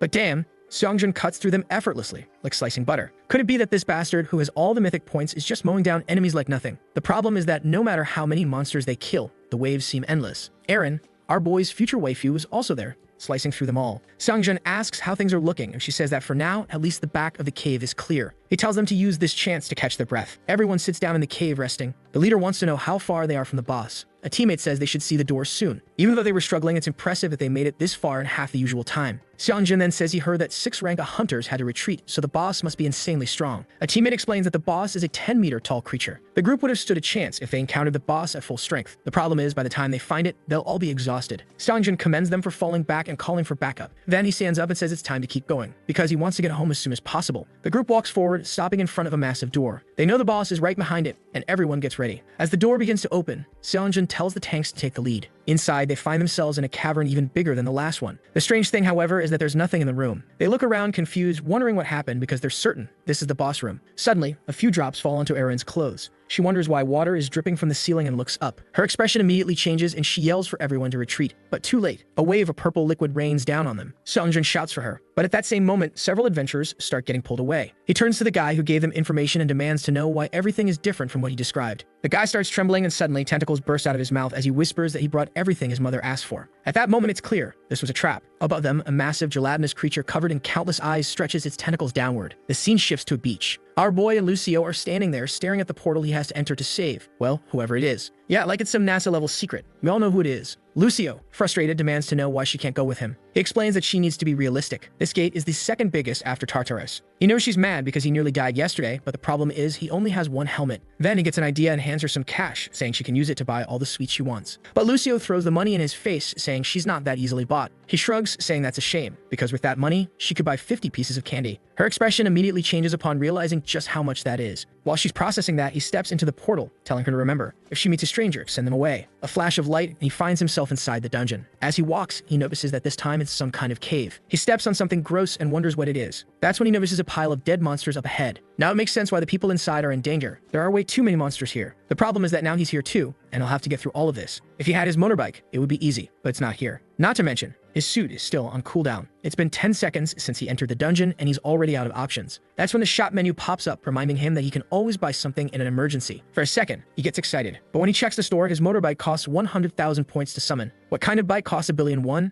As he's complaining about the price, someone approaches him from behind. The person asks what he thinks he's doing and he jumps from surprise, accidentally tapping the motorbike purchase. It's Lucio, saying there was no way in hell she was letting him go alone. And just like that, there go 100,000 points. He demands to know what she's doing here. He already told her she couldn't come. Lucio, as stubborn as ever, says she already told him she was coming. Poor Heijun is giving her an earful when suddenly something glows beside them. Lucio tells him to take a look. And sure enough, the motorbike appears. But wait a second, this isn't his old bike. He bought a new one. Our boy is beyond hyped, and it's a good thing, because a whole swarm of monsters is coming. He throws Lucio onto the back and accelerates through the dungeon. Meanwhile, back in the boss room, the purple slime rain is still falling. Seongjin realizes that this was the boss's plan from the start. And now, unfortunately, everyone is trapped in the tentacles, except for him. As he searches for a way to save them, a strike comes from above. He barely dodges and unleashes a storm of slashes. Attacks are coming from all directions, and he knows that sooner or later, he'll get caught. The problem is, how does he fight a boss that's on the ceiling? It's nothing like what they were told to expect. On top of that, it's the first time he's heard of a monster capable of taking control of a human. If this thing escapes the dungeon, the entire world will be in chaos. It has to be stopped here. Inside, one of the tentacles, Erin is floating. Suddenly, her eyes snap open, and she destroys everything around her with a barrage of slashes. Right then, Seongjin rushes over and says he's glad she made it out. He asks how she's feeling, and she says she's fine, but at her limit. They need to bring the boss down quickly and free everyone trapped. She charges ahead, saying she'll draw its attention and create an opening. The boss sends more attacks her way, but she dodges effortlessly. She lunges in with her daggers, landing a direct hit. That's when she sees the opening Seongjin was waiting for. He activates the divine power of Ares. His strongest attack, Mars Punishment. Energy gathers and explodes, engulfing the boss in a massive pillar of flames. A few seconds later, he's completely exhausted. This skill is one of the few mythic class abilities, so he's sure the boss is dead. It's only because of this skill that he keeps his title as guild leader, and until now, no boss has ever survived. But of course the boss survived. Otherwise, our boy wouldn't have to show up to save this idiot, and the damn thing wouldn't still be staring at him with its cursed demon eye. The poor guy is wondering how this monster is still alive, but Erin just yells at him to stop standing around like an idiot and start running. Looks like the guy is even up on life because he just apologizes and stands there. As the boss charges up another attack, he declares that this is their end. Seongjin is going full drama mode, saying he wasn't strong enough to save his friends. The boss's eye swells up, preparing to fire, when suddenly,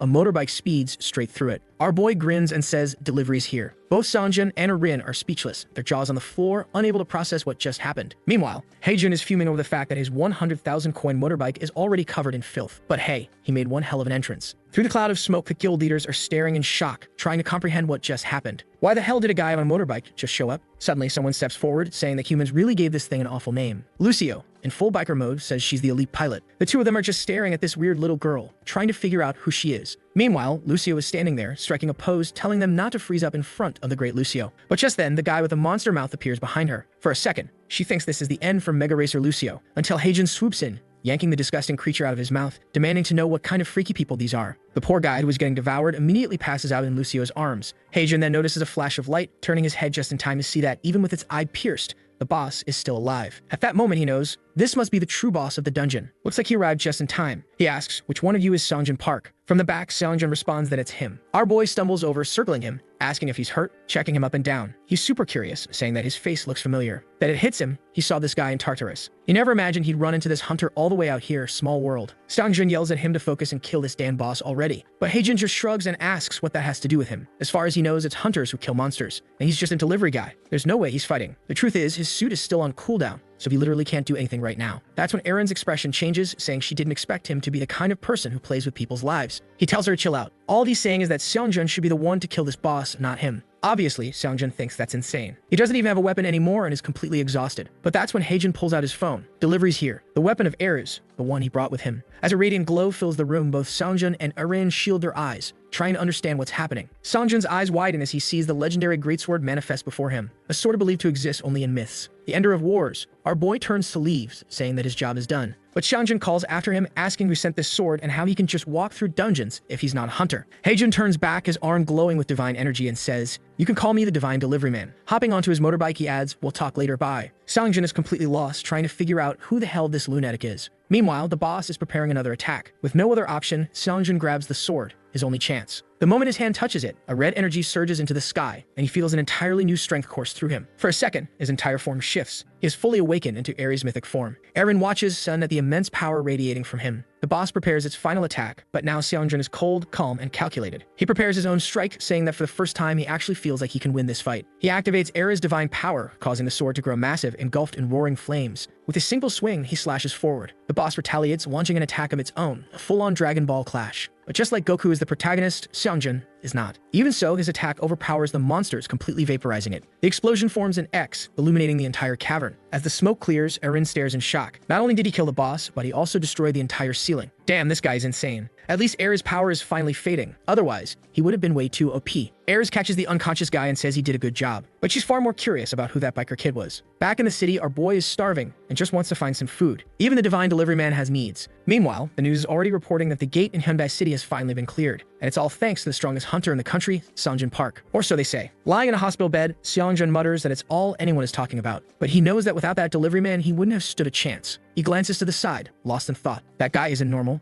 especially considering he's delivering artifacts that belong to the gods. At that moment, someone comes running down the hallway. It's Doyen, who bursts in, calling for the guild master, asking if he's okay. But as soon as he sees the boss, he mutters that the bastard doesn't even look that hurt. Then he gets excited, saying he heard that the kid completely destroyed the boss. No wonder he holds the title of the third strongest. Besides, he wants to know what that red sword was and where the other one went. Seongjin simply responds that it broke. Shocked, Doyen immediately says that sword cost 100 billion. So how the hell did it break? But the guy tells him not to worry because the new one he got is much better. An item delivered by none other than the divine delivery man. Doyen is practically having a seizure, drooling. Who knows what's going through his head? But Seongjin says it's good he's here because he needs a favor. Now that he knows the identity of that guy, he wants Doyen to find his address. Doyen asks why, and obviously the boss wants to recruit him into the guild. The scene shifts to the temple of Ares. Ares himself walks in, grinning, saying that since the kid came back, he must have delivered the sword. Our delivery man tells him not to worry, that he delivered it smoothly, and that the hunter is alive. Ares relaxes, saying it's no wonder the kid has such a solid reputation. Then he tells him to come inside because he wants to give him his reward. The kid smiles, thinking there's no way he's falling for a trick from Olympus' biggest troublemaker. Meanwhile, Lucio tells him to show more respect since this man is a prince of Olympus. That's when Hajin Lee suddenly remembers, right? This guy is royalty. They walk through the temple while our boy curiously glances around. Suddenly, Ares stops and calls for Lucio, telling her to wait there for a bit. Only Hajin Lee is supposed to follow. The poor girl doesn't even get an explanation, and our boy just waves goodbye. They continue down the temple's corridors, and suddenly, Heijin looks up, startled. The door in front of him is massive, and Ares says it weighs 3 tons. Our boy asks how they're supposed to open the Hunter x Hunter style door, to which Ares replies, just use Nen and boom, the door opens. Obviously, the amount of treasure inside is absurd. Everything in there belongs to the heir of Olympus and the god of war himself, Ares. Of course, our guy immediately wants to know how much all of this is worth and asks if he can pick anything. I thought Ares would be stingy, but he actually tells him he can choose whatever he wants. Then he crouches down, saying he knows something good and pulls out a golden box. Haejin Lee asks what it is, and the guy says he doesn't know either. Our boy wants to know why he's giving him something like that then, to which the god responds that even for him,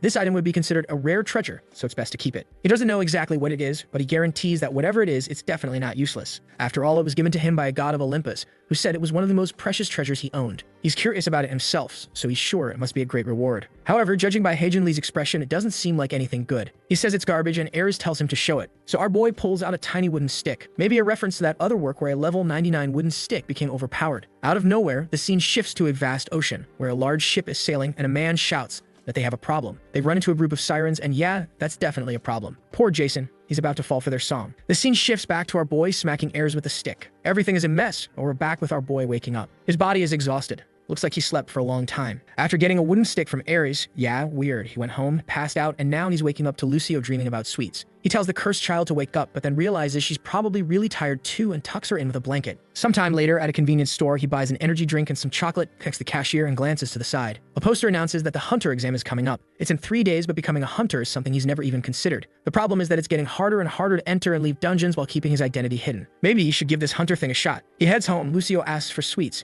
and he says he brought something good. But then a system notification pops up. It's a request from Hephaestus, and he tells her they'll have to eat later. With his new motorbike, he arrives at the scorching hot location, greeting the dwarf god. The little guy is happy he arrived so quickly, and our boy asks what's up. Hephaestus says that lately, everyone's been talking about how he saved Chiron's leg and helped Ares. Haejin, looking all awkward, since he didn't think the news would spread so fast. It was all just luck. Then he asks what today's delivery is, and the little dwarf glances behind him. A man approaches, and Hephaestus says he arrived at the perfect time. At that moment, Lucio looks startled at the man's face. And as always, Haejin has no idea who it is. Hephaestus then says this guy is as fast as lightning when it comes to sea deliveries. His name is Jason, and he works for Argo Deliveries. And just like Haejin, he has no idea who this guy is. I checked Google and found out that he really is some kind of mythical sailor from the Argonauts. I still have no idea what that means exactly, but apparently he exists. Well, not exists, because it's mythology, but you know, he exists in mythology. He introduces himself to our boy, saying he can call him the Great Adventurer. Man, I can't believe I actually Googled him, just to have them explain the whole thing to me now. But basically, Jason has a group called the Argonauts, which is made up of a bunch of travelers and Avengers. Jason thanks our boy for healing his adoptive father's leg. Then he asks if they can get straight to business, and Haejin says that's fine. That's when Jason reveals that his company is facing some problems. Unfortunately, a bunch of sirens have appeared along their route,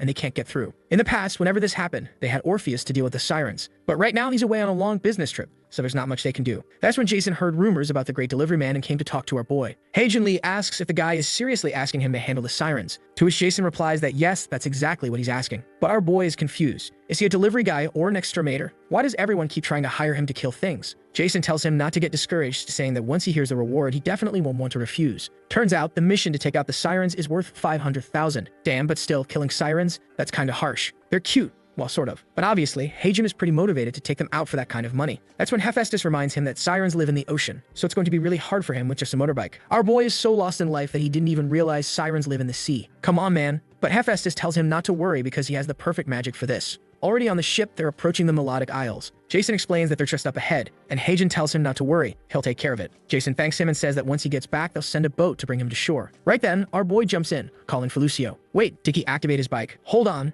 is this bike aquatic? Ah, sneaky move. His hat is buffed with water magic from Hephaestus. Basically, it's Naruto's water walking jutsu, but for his motorbike. Lucio, however, warns that he clearly doesn't know what a siren really is. He's imagining some kind of hot mermaid with a fish tail. But Lucio tells him he has no idea how dangerous their songs are. Even the great hero Odysseus had to plug his ears when sailing past these islands. A small group of these creatures could easily take down a kraken. Haejin tells her not to worry, he came well prepared. When it comes to handling violent monsters, there's nothing better than beating them senseless. The sirens are lurking in the water, whispering among themselves that a nymph and a human are approaching. They start diving into the ocean, saying they'll have to deal with him. Our boy is casually cruising on his motorbike when Lucio suddenly warns him that something's coming. And then, bam! The creature opens its huge mouth, revealing a horrifying monster. But before it can do anything, Haejin swings his wooden stick right into its face. Yep, that's exactly what happened, folks. No other interpretations needed. He remembers Ares telling him not to worry because a gift from Zeus is bound to be incredibly powerful. So he asks the siren how it feels to take a hit from a plus 99 enchanted wooden stick. But the siren just blinks at him, completely unfazed. She says it felt more like getting hit with one of those foam pool noodles. That's when Haejin suddenly recalls Ares' smug face and realizes he's been scammed. This damn stick is useless. Sometime later, the sirens are searching the area, wondering where the two disappeared to. Our boy is hiding behind a rock with Lucio, helmet activated. He asks how things look, and she says that all the monsters went in the opposite direction, so they're safe for now. Right in front of them, though, is the siren's nest. and he remembers what Jason told him. Instead of fighting them all, it's easier to just kill the queen. Because the queen falls, the rest of them lose their power. Lucio, however, says this plan is insane, especially because Ares' stick is worthless. Heijin grips the stick and says he really wants to beat that bastard up. But at the same time, he still has the store. There's nothing in this world that can't be solved with money. And just like that, a golden orb of Zeus thunder appears. And yeah, obviously, it wasn't cheap. Asterisk asterisk 150,000 points. Asterisk asterisk roughly $1.5 million. Meanwhile, inside the siren's lair, the queen is looking very well fed. One of the uglier ones says they've been without food for 10 days and asks for permission to hunt, but the siren queen, in all her beauty, refuses. Orpheus, the one who usually asterisk asterisk interferes with their hunting asterisk asterisk isn't here. An opportunity like this won't come twice. They'll pretend to be calm until a large human ship tries to pass. That's when they'll strike. They all just need to be patient because soon the perfect meal will arrive. Damn, she's stunning, but she's terrifying. And our boy heard everything. He finds it insane how she's casually planning a massacre of an entire ship full of humans. Lucio immediately says that their plan's obviously to eat Jason's entire crew. Suddenly, Heijin asks her if she remembers the black ramen they ate. She says yes, and that it was delicious. He then tells her that if she helps him pull off a certain plan, he'll buy her the luxury version, which is even better. She immediately straightens up, saying she's focused. He then leans in and whispers the entire plan in her ear. She asks if he's sure and warns that it might be a bit risky. However, he takes off his helmet, puts it on her head, and says he's counting on her. He's sure she can do it. With that, she flies away, saying she won't disappoint him. He knows the hat's effect only works within a certain range, so at this moment, the mermaids can see him. That's when he shouts, calling them a bunch of dumb fish. The beautiful things, the dangerous enemies, turn around, wanting to know how he got into the temple. Our boy turns around, slaps his own butt, and tells them to come and kill him. Until now, I hadn't seen the artist give this much attention to any waifu, but for our boy, he even added shadow and lighting effects. The queen, obviously not pleased, orders them to capture him. With that, the biting monsters all charge toward our guy, who is already running for his life. The problem is, since he unequipped the helmet, his aquatic mobility is about to deactivate. Right at that moment, he shouts for Lucio, who's on his back holding the orb of the gods. He then activates the orb's power and says he's leaving. It was a one-time use item and the entire temple explodes. The mermaids that were chasing him seem to be buried under the rubble and the whole place collapses. The initial plan was just to kill the queen, but since they were a little behind, he ended up wiping out everything. Now he knows Jason's life will be much easier. Lucio appears to congratulate him, but our boy finds it strange. If he killed the queen, why didn't he receive any reward? That's when the sea monster, emerging from the debris, grabs Lucio's leg. The queen asks what they think they're doing. At that moment, she wasn't hearing the breathing of any of her daughters. Our boy screams for Lucio, who was about to be devoured. He jumps, activating stage 2 of his suit, and rushes toward her. Man, he landed a solid hit on the queen's cheek, telling her to get away from Lucio. The fool spun around in the water from the impact. Our boy is impressed with the power of the suit's second stage. The problem is that now the queen had disappeared. When he looks underwater, she suddenly appears right next to him. Man, she grabbed his leg, and I don't know if that's good or bad. Yeah, considering she pulled him down into the water, I think it's bad. The kid is being dragged into the depths. She warns him that she'll keep pulling him to the bottom of the ocean until he dies from lack of air. Man, Heijin Lee gets all dramatic, wondering if this is really the end for him. He just managed to buy his first apartment and still has so many points to spend. He didn't want to die, and he wouldn't accept dying like this now. It was about time to smack this boss down. At that moment, his great club was in overload mode, running at 100% power. He slammed it into her head so hard she looked messed up, my god. Her whole head was trembling, and he followed up with a relentless combo, smashing her face with the club. The beating was intense, the ocean glowed, and Lucio was shocked to see our boy safe. With the big club in hand, he declared that justice had been served and the mermaids were defeated. Sometime later, at a Chinese restaurant Lucio was eating. She said that this fancy dish was really delicious. Our boy smiled, saying he was happy that she liked it. From now on, if she ever wanted something, all she had to do was ask, and he would pay for it. He knew there was a high chance things could have gone wrong, but thanks to Lucio, he managed to survive that ordeal and take down the sirens. Of course, he still takes credit for landing plenty of hits on the queen. Then he tells her to have fun because she deserves it. After all, the bastard has 633,000 points. If he converts everything into cash, the boy has $6 million. Even considering the 150,000 he had to spend to buy Zeus power, he still made a huge profit. Fighting monsters really got him interested, and that's when he remembers the hunter exam. Lucio asks what that is, and he jokes that it's fried pork, but to come over and dip it in the sauce. When they're at the restaurant, she says it's delicious, and he tells her the whole plate is hers. Too lazy to keep dipping in the sauce, she decides to pour everything onto the plate. But he immediately smacks her on the head, saying that's bad manners. Sometime later, they're back home, exhausted. She ate a ton, and he tells her she went overboard. These past few days, he's been working hard, so he was thinking about taking a vacation. But right then, the doorbell rings and someone asks if he's home. He drags himself to the door, saying yeah, he's coming. When he opens it, there's someone there wearing a mask, glasses, and a beanie, asking if he's Heijin Lee. Our boy immediately assumes it's some weirdo and slams the door shut, saying he's not interested in buying anything. The person insists, but our guy is pissed, since when do door-to-door salesmen even know your name? Lucio asks who it is, and he says it's some annoying salesman. Meanwhile, the poor guy is banging on the door, saying he knows exactly who Heijin Lee is. He's the divine courier. Now he's screwed. The guy really knows who he is. Opening the door in frustration, he sees it's Xiangjun with a giant sword. Our guy thinks this dude has lost it and asks why he's here. Xiangjun says it's obvious. He's here to recruit him into the Yangwon Guild. Later, At a cafe, Seongjun reaches into his pocket and says that before they get into details, there's something he wants to give him as a reward for his help last time. Our boy accepts it and bam, he just scored $500,000. Easy money for this kid. With a smug look, he says it wasn't necessary to give him that much. Seongjun reassures him it's fine, then says it's time to talk business. If he signs with the guild, he'll get a $200,000 signing bonus plus an annual salary of $300,000. On top of that, he'll earn incentives based on his contributions. He asks what the boy thinks of the offer. Seongjun is certain that kind of money would change any hunter's life. There's no way he can refuse. Do-yeon, back at the hospital, told him that not only is Haejin not a hunter, but he doesn't even have an official license. Even so, he was doing deliveries inside Tartarus, took down 8 trigrams, and mysteriously ended up in another dungeon. Even without a license, having him in the guild would bring in a lot of money. Seongjun is pumped, until our boy apologizes and says he's going to decline. The fool was already talking dates, thinking the deal was sealed, but Haejin reminds him once again that he's not accepting the offer. Now outside, completely desperate, Seongjun says they can renegotiate the terms. But our boy says he's not interested in joining any guild. The guild leader wants to know what he's doing that's better than this life-changing offer. Our boy shows him his phone and says, obviously, his deliveries. The moment he accepts a request, Seongjun is blinded by the flash, and our boy vanishes. The scene shifts to the middle of the mountains. Lucio comments that he said he was going to rest today. Dripping with sweat, he says that was the plan. He figured the damn customer who made the request would be at the top of a mountain. Usually, when he accepts a request through the phone, he gets teleported straight to where the person is. However, for some reason, this time he ended up at the base of the mountain and has to climb all the way up. It's that damn Seongjun's fault for trying to recruit him into the guild when he has no interest at all. He has some suits with cooldown times, but he doesn't actually have any powers. Besides, he can make way more money with deliveries than with that offer, so Seongjun can go screw himself. Sometime later, they finally reach their destination. Both of them are exhausted, but suddenly, his expression changes. Right in front of him, there are giant dark slimes with a bunch of eyes all over their bodies. As he wonders what the hell this is, she says she has no idea either. Then, while walking around, he steps on one of them and feels the same sensation as with that monster encountered in the dungeon. He asks if she knows what kind of creature this is from mythology, but she says she's never heard of anything like it. Just as she says she has an idea of what it might be, the ground suddenly starts shaking. The monster rises up behind him, and our guy thought they were all dead. But then someone with a golden body approaches and throws a punch that makes everything explode. Haejin Lee is completely startled, and the man says he's way too old to be fighting like this. With long hair and covered in scars, he sighs and says his body isn't what it used to be. Turning to his radio, he comments that he's heard a lot about the kid. Our boy is stunned by the size of the legend in front of him and wonders if this is his client. He asks Lucio if she knows who this guy is, and she responds, obviously. He was the one responsible for completing the 12 labors given by the goddess Hera, who, by the way, seems to be quite well endowed. This is the hero who helped the gods defeat the giants, the legendary Hercules. The guy, a little embarrassed, says that's just a children's story and makes him feel shy. Our boy starts thinking that if that's the case, then this is the man who shot the poison arrow into Chiron's leg. Then Hercules asks him if he was the one who helped Chiron recover. All awkward. Haejin Lee says it was the Hydra that helped.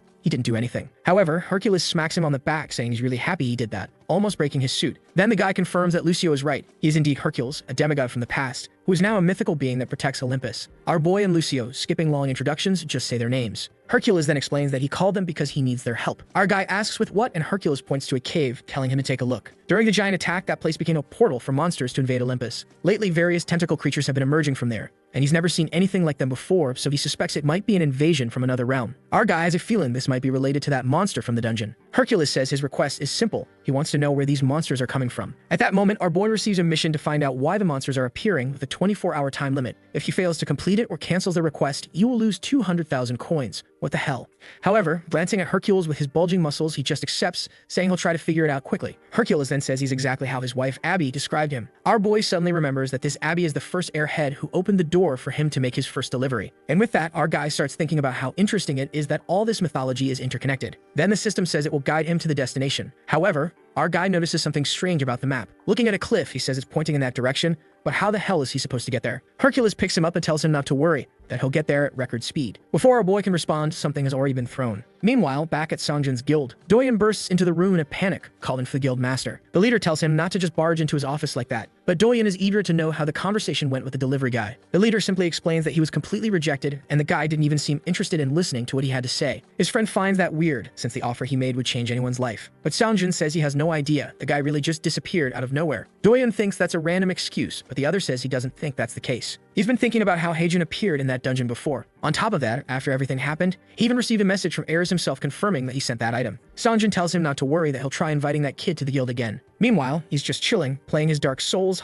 sneaky bastard. At that moment, Do-yeon comments about how his sword is still in perfect condition. Since he got Ares' sword, obviously he sold the old one, which was also worth a fortune. The plan was to use part of that sale to recruit our boy, but, well, he told him to go screw himself. Do-yeon then says that apparently, he hasn't heard the news. There's a guy from Japan who seems very interested in buying it. The leader comments that if that's the the case, it's time to start preparing for the shipment. That's because recently, every time an extremely expensive item is sold, there have been thefts along the way. The sword he used is a valuable item, so he can't risk having it stolen. He thinks about hiring someone, and that's when he remembers. Our boy is a delivery guy. And with that, he tells his friend that he just got an idea. Back with our boy, who was thrown by Hercules and ended up in the middle of the ravine. The poor guy had his head all twisted, trying to figure out why he got tossed like that. That's when the system notifies him that he's actually almost at the location. Afraid of having every bone in his body shattered, he pulls out his little motorcycle midair. Dude, he's accelerating straight down, then boom. Not sure that was a good idea. Smoke rises, but it turns out the bike has some insane shock absorbers. The boy knows he only survived because of that. Hercules almost killed both of them. He even tells poor Lucio, who had passed out, to wake up because they've arrived. The problem now is that he has no idea what exactly he's supposed to be looking for. He starts complaining about how he's supposed to find something he doesn't even know exists, when suddenly, a giant foot lands on his back. The entire place begins to shake, and Lucio clings to his leg, trying to understand what's happening. He remembers that when they encountered that monster in the dungeon, he also felt a similar earthquake. But then he hears someone say the name Hercules. Our boy is confused, not knowing who said that, and looks behind him. Dude, there was a guy with something on his back. If I'm not mistaken, this bastard carrying a whole planet on his shoulders is Atlas. And damn, the guy is absolutely gigantic compared to our boy. He wonders why there's a giant down here. Atlas asks if he knows someone called Hercules. All crooked, our boy tries to explain that he was recently hired by Hercules to investigate what's happening in this region. He mentions the 3 monsters, and suddenly, Atlas starts laughing. With a massive glowing sphere on his back, he says that Hercules must be in trouble if he sent someone here just to be found. Our boy, however, wants to understand why there's a giant with a giant ball and what's going on. Boldly, he asks the big guy if he knows any information about everything that's happening. But Atlas replies that he has no reason to help him or Hercules. Our boy asks Lucio why the guy seems so mad, and she says it's crazy that he doesn't already know. The man in front of him is the Titan who carries the celestial sphere, Atlas. After the Great War, where the Titans were defeated, Atlas was punished to carry a planet for the rest of his life as punishment for his entire race. That punishment came from Zeus, who happens to be Hercules' father. So that explains the whole grudge. Our boy thinks to himself that, damn it, Hercules should have mentioned if there was going to be all this drama in the middle of the job. At that moment, Atlas asks if their little conversation is over, and our boy is shocked that the bastard heard everything. Atlas simply says that, just like the nymph mentioned,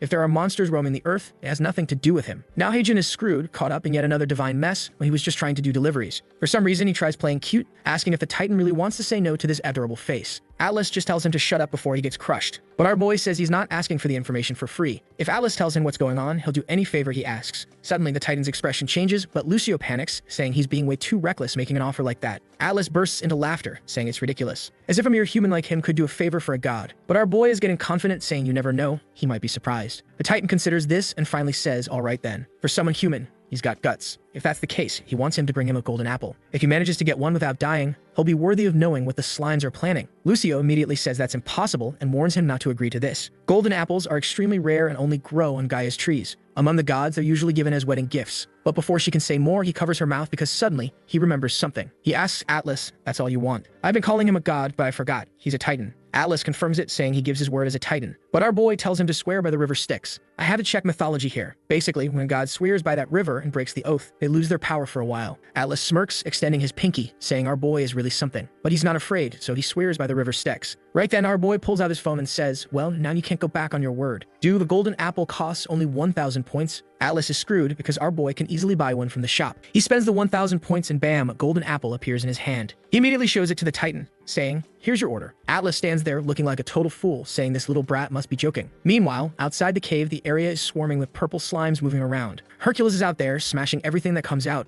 wondering how long Heijin and Lucio are going to take. That's when he suddenly starts thinking, did I mention the existence of Atlas? He turns back saying whatever, they'll figure it out eventually, when suddenly, a blue light flashes in the distance. Someone is coming at full speed. It's our boy blazing through the sky on his motorcycle. Now his suit merges with the bike, forming the full body combination. He arrives in record time. Hercules is already getting ready to congratulate him, until the wheel slams right into his face. Dude, our boy just crashed into a god. He's standing there looking like a fool, but honestly, I think he did it on purpose to get revenge for getting thrown. A while later, he's face down on the ground, apologizing, saying it was an accident. Hercules says he doesn't care. It's not like the kid could actually hurt him. But our boy tells him his face doesn't look too great. With his face and finger all bent out of shape, Hercules insists he's fine, as if he's totally not injured. Crossing his arms, he says Heijin took so little time that he's sure he didn't get any information. It was definitely a suicide mission. Thinking back, Hercules is certain that damn Titan is still mad about the day he went and stole a bunch of golden apples. Honestly, it's pretty messed up to steal golden apples from the guy who literally can't put the giant ball down. Hercules then says, fine, since Heijin at least tried, he won't be punished, until our boy casually reveals that Atlas actually told him everything. The god doesn't believe him at first, but then our boy reaches behind him and pulls out a golden apple, saying that thanks to this, the Titan spilled it all. Then we cut back to the cave to the moment Heijin pulled out the apple.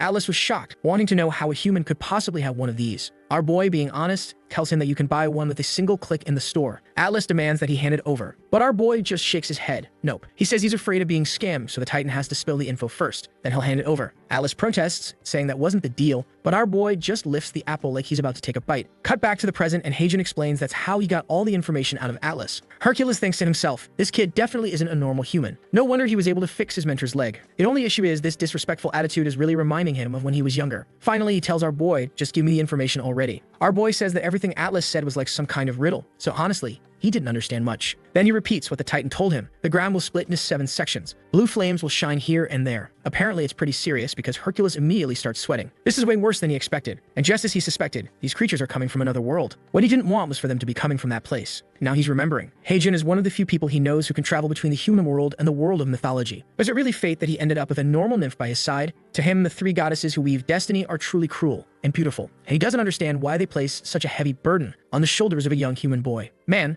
now I'm curious too. At that moment, our boy stretches out his hand. Hercules asks what it's for. Obviously, Heijin says he doesn't want to have to repeat himself. It should be pretty clear what he wants. He finished the delivery, so it's time to get paid. Sometime later, sitting on top of the defeated creatures, Hercules is lost in thought when someone suddenly appears, asking what he thinks of the kid now that he's met him in person. It's Hermes, waving as he shows up, saying he just arrived after the 2 left. Hercules addresses him with respect, but Hermes tells him that's not necessary. Even so, the buff dude says he can't treat him as an inferior. After all, Hermes helped a lot with the 12 laborers. Hermes sighs, saying he's not here for small talk. Also, Hercules needs to stop ignoring Ares. Hercules just shrugs, saying he doesn't care. That guy's always looking for a fight and disrespecting him, so he's just not talking to him anymore. Hermes laughs, saying Hercules really doesn't know how to make friends, then asks if he's still not on good terms with Atlas. Hercules immediately says no way in hell he's going down there to apologize to that damn bastard. Then Hermes asks, the place Atlas described to the kid, is it the one we're thinking of? Hercules repeats the riddle. The ground will split into 7 parts with fire, and he knows it's that place, because the prophecy literally talks about it. Hermes lifts his staff ready to fly, saying if that's the case, they need to start preparing. He says he'll go warn people, but Hercules tells him not to worry. He knows the kid is the one responsible for all this. But Hermes just grins, telling him to relax, being the messenger is his job. And with that, he takes off, telling Hercules to say hi to the old man for him. As he leaves, Hercules activates his aura and looks over the creatures that appeared, muttering that it's finally time to deal with these things. Meanwhile, back with Heijin, Lucio is fast asleep. Our boy grabs the blanket and rips it off her. She sits up completely out of it, mumbling that she just needs 5 more minutes. But he tells her to get ready right now because it's time to go. She groggily asks where they're even going this early. Our boy reminds her, today is the hunter exam. Still a mess, she says she remembers him mentioning something like that, but she has no idea what a hunter exam even is. He tells her she's an idiot for asking to go without even knowing what it is. She just shrugs, saying staying home is boring anyway. Meanwhile, our boy has already packed his bag, his registration card, some supplies, and of course, his wooden bat for beating people up. Lucio is standing there with her hair looking like a broom, saying she's ready too. He just throws on a cap and tells her to hurry up. At the association, the 2 of them arrive, looking around at all the hunters, obviously super stylish, while our poor boy is just a regular guy. Underneath his hoodie, though, it's clear the sneaky bastard came prepared. A guy with a microphone announces that the exams are starting and those whose numbers are called should step forward. The first guy is already gripping a massive axe, standing face to face with 3 goblins attacking him. He swings it down with precision. Damn, he split that little thing in half. Our boy thinks 3 goblins is too little, so maybe it's just a precaution. This seems way too easy. Any normal person could take down 3 goblins. If that's the case, he figures the test isn't about whether you can kill, but how you kill. Then they call number 38, that's him. Looks like the hunter test is straight up a UFC ring fight. Standing in the octagon, her boy's plan is to pass smoothly without drawing attention. But the moment he activates his suit among the crowd, there's a red-haired recruiter. Isn't that the woman from the enemy guild? Maybe she was dangerous. Damn it, the chapter switched to another character. Just show Heijin already. Some dude just obliterated the goblins with his fists, and now everyone's hyping him up. But the chubby dude munching on Doritos says, sure, he looks strong, but he's still missing that one thing every hunter needs. The blonde guy agrees, maybe he still haven't found the real standout candidate. Then the redhead tells the 2 old guys to shut up, but she roasts them too, saying these guys aren't even worthy of being recruited into a 2nd-tier guild. Yep, the redhead is Johan, the same one who caused chaos with the Black Dragon Guild. This world is lawless. This woman massacred a bunch of hunters, ruined everything, and she's just sitting there calmly judging newcomers. She wonders how things even got to this point. Not long ago, the Black Dragon Guild was the 2nd best in the country. With her dragon tattoo on her thigh, she was highly influential. But after that controversial incident with the 8 trigrams, it lost tons of supporters. Now she's stuck recruiting new members. I'm right here, recruit me. She sighs, hoping she can at least find someone decent. Then it's candidate 38's turn. Lucio is cheering for our boy from a distance while he stands there, all crooked. He wants to pass, but he really doesn't want to stand out because that would just complicate things. The goblins charge at him while his whole plan is not to draw attention. Problem is, his suit activates danger detection and he dodges at the last second. He starts noticing that these guys are way slower than those sirens he fought. He could probably dodge them even without the suit. The dangerous redhead is watching, saying number 38's movements are interesting. At the same time, she starts feeling like there's something familiar about this guy. Heijin still has an attack, he's just dodging effortlessly. After a bit, he decides it's time to land a single punch. just enough to kill without making a scene. But the moment his hand makes contact, the goblin disintegrates in front of him. Immediately, she recognizes him. That's the one she was looking for. A bit later, someone congratulates our boy and hands him his badge. Apparently, he got the third highest score ever recorded. They're sure he's going to be one of the best hunters in the world and congratulate him again. Heijin thinks this whole process of becoming a hunter was weirdly anticlimactic. Meanwhile, Lucio congratulates him, saying he was amazing, but now it's time to go eat. He grabs her and says they're going for pork. Then someone appears. They introduce themselves, saying it's a pleasure to meet him. She's got fiery red hair, red eyes, and introduces herself as Jua Han from the Black Dragon Guild. Our boy immediately recognizes those curves and knows damn well this woman is dangerous. She says she watched his fight and was very impressed with his skills. She wants to know if he's interested in joining the Black Dragon. Before she can even finish her sentence, he's already walked past her, saying, "Nah, I'm good." She's stunned and tells him to wait, but he just says he appreciates the offer but isn't interested in any guild. But she can't let this opportunity slip. She needs someone like him to bring the guild back to the top. Out of options, she raises her offer minus 5 billion, roughly $5 million, plus a bonus. Suddenly, Heijin pauses and she wonders if she got through to him. He comments on the amount and she confirms, yes, that's the number. She's sure this is enough to make him accept, but then looking at her like she's an idiot, he turns and asks, "So the Black Dragon is really this broke, huh?" Lucio chimes in saying, "Sounds like they're just stinky." He keeps walking and she runs after him cursing, saying you won't find a better deal than this. Heijin simply replies that he's already been offered something better. Then he drops the bombshell. Seongjin's guild offered him 20 billion. She freezes. He walks away, leaving her wrecked on the ground. A while later, he and Lucio have already arrived at the restaurant. On TV, they were already reporting about a promising new hunter who had appeared. He's impressed. It's been 1 hour since he passed the test, and there's already a news report. Looking at the menu, he tells Lucio to order and calls the waiter. But before he can even blink, someone's already bringing the food to their table. It's Seongjin, saying the service here is really fast and the food is delicious. Heijin just sighs and asks if this guy is going to keep following him. Seongjin insists that he'd never followed his dear colleague. He was just walking around randomly and coincidentally ran into him. Our protagonist cuts straight to the point. If Seongjin came here to talk about joining the guild, he can forget it because he has zero interest. Seongjin tries to comment on him passing the hunter exam, but Heijin immediately shuts it down, saying one thing has nothing to do with the other. All he wants is to avoid unnecessary trouble, so there's no way he's joining a guild and drawing even more attention. That's when Seongjin corrects him. He's misunderstanding. He's not here to recruit him. He's here to hire him as the divine courier. He explains about the item that needs to be delivered to Japan in 2 days. The problem is, some dangerous women have been stealing deliveries. Our boy admits that deliveries are what he does best, even though he doesn't like bragging about it. With a weird look though, he says the pay better be good. Seongjin tells him not to worry. He's sure the offer will meet his expectations. When Heijin sees the number 2, he assumes it's 200 million. But then Seongjin corrects him. It's 2 billion. Obviously, the very next second, Heijin's face slams into the table, saying not to worry. The delivery will be perfect. As Lucio happily eats, Seongjin says he fully trusts in Heijin's delivery skills. Meanwhile, the scene shifts to an apartment. A girl on the floor says, "Just give the order, Herms." Damn, what kind of shady business is this? In the next scene, they're on a massive cargo ship. Lucio is amazed, and our boy explains that everything here belongs to the Yangwon Guild. He never imagined he'd be in a place like this. This felt more like an escort mission than a delivery. Right then, 2 guards step in front of him, demanding identification. Our boy just casually pulls out his shiny black card and says he's here on behalf of the Yangwon Guild. The moment the guard sees that VIP status, he steps aside without a word. A while later, they're in the middle of the ship, still amazed by its size. Lucio says it's big, but not as big as the Argonauts Company ship. Heijin laughs. This damn nymph is so proud of Olympus. Then they reach a container with a massive security lock. It's obvious the sword is inside. This thing stands out way too much. But as soon as he verifies it and the door unlocks, he immediately understands why they didn't even bother hiding it. The sword is locked behind grates, chains, and everything imaginable. He finds it weird. Would any thief really have the guts to try stealing this? Lucio looks surprised and he asks if she recognizes this weapon. Of course she does. She knows them all. She confirms that it's the legendary sword of Durandal. Heijin admits her knowledge is impressive, and before she can gloat, he cuts her off. Yeah, I get it. You're some elite mega nymph. Lucio just wants to know what they're going to do now. Our boy explains they need to stay put and make sure the sword reaches its destination. The problem is, it's getting boring, but he can't risk losing those 2 billion. It might sound like a lot for a single delivery, but if this sword gets stolen, he'll have to pay for it. And it's worth way more than that. Then he hears a horn. The ship is finally departing. Right at that moment, a strange gas starts spreading inside the container. Outside, the guards, armed like they're in crossfire, are just standing there,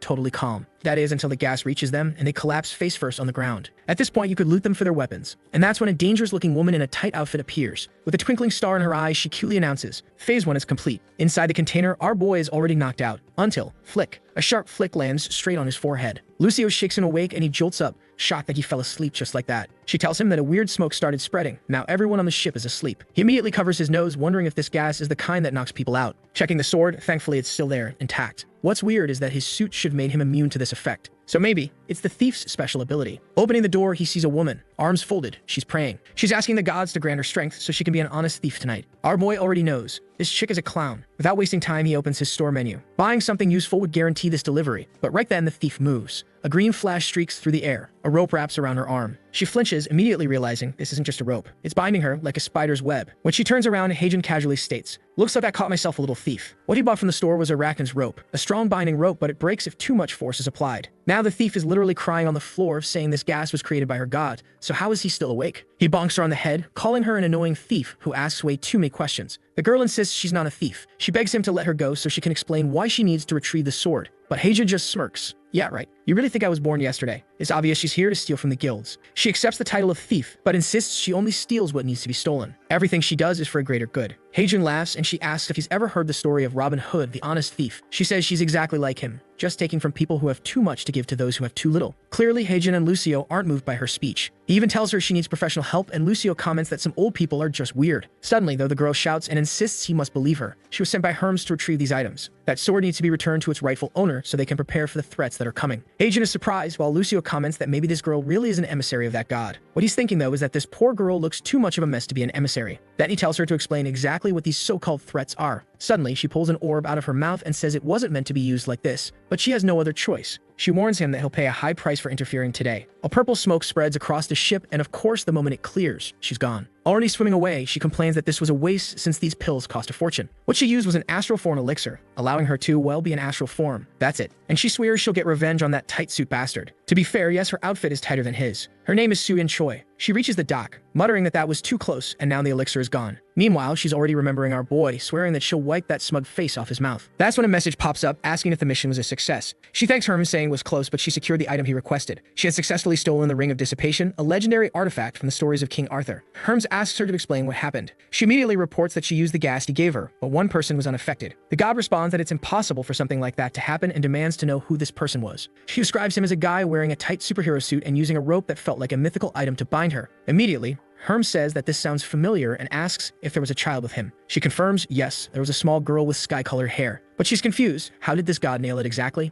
Apparently, that guy really was important. That's when Ares chimes in, laughing at the coincidence. But he tells her not to worry, that person was chosen. She sighs in relief, knowing that they're all on the same side. Then she pauses and comes to a conclusion. Since they're bound to meet again, she'll personally teach him how to respect his senior. Meanwhile, Heijin is receiving his $2 billion.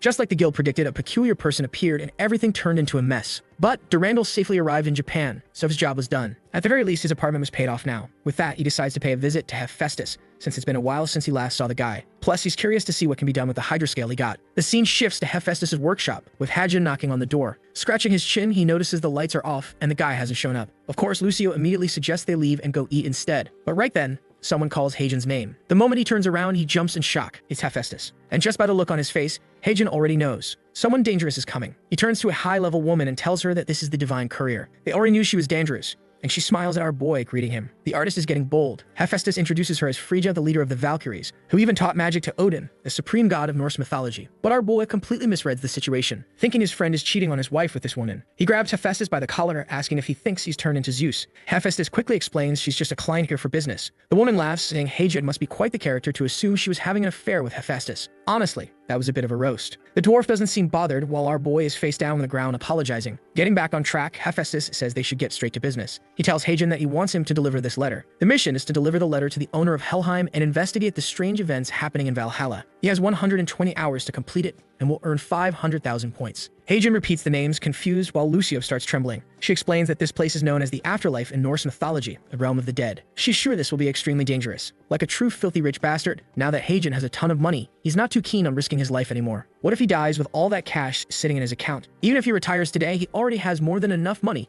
to take care of himself and Lucio. The absolute peak of financial stability. Hephaestus comments that Helheim is probably too dangerous for him. But before he can even finish, Heijin immediately says, "No, I'm definitely taking it. No way I'm rejecting 5 billion. As he confidently declares that this job will be done flawlessly. Lucio kicks him in the back, telling him to stop thinking only about money. Next scene, they're already in a mountainous area with a green lake. Heijin blazing across the terrain on his motorcycle. The place has an extremely eerie aura, probably because it's, you know, the afterlife. Lucio says he only accepted the job because he has no idea how treacherous and dangerous Norse mythology can be. Our boy, however, comments that she used to be a lot quieter. Maybe she should go back to that. But she immediately fires back that it's his fault. Every time they go on a delivery, she feels like she loses a year of her life. In Norse mythology, Valhalla is the sacred place where warriors who died in battle go. On the other hand, Helheim is where ordinary people and the dishonorable end up. Well then, that explains why everyone wants to fight. Either you go to hell and get eaten by demons, or you get into a warrior's paradise. No in between. He remembers that Frigga mentioned she hadn't received news from Helheim for a while, meaning everything should be fine. Calm down, lady, no need to panic. To be honest, that just makes him more suspicious. Now there are 10 minutes left before he arrives. He's really enjoying riding his bike across this little bridge, but halfway through, he suddenly feels something. His chest tightens. The air in his place is completely different, like his entire body is freezing. Lucio says she can't move, and he realizes neither can he. Then a voice speaks from the side. Incredible. A living soul crossing the bridge of Helheim. Damn, another woman. This author is sneaky. He pretends he's not being sneaky, but we all see it. The giant woman stares down at our boy, saying there's something strange about them. She doesn't smell the stench of death on the girl. But the boy, he's already died once. He freezes, completely confused, and asks her to repeat that. Now I'm confused too.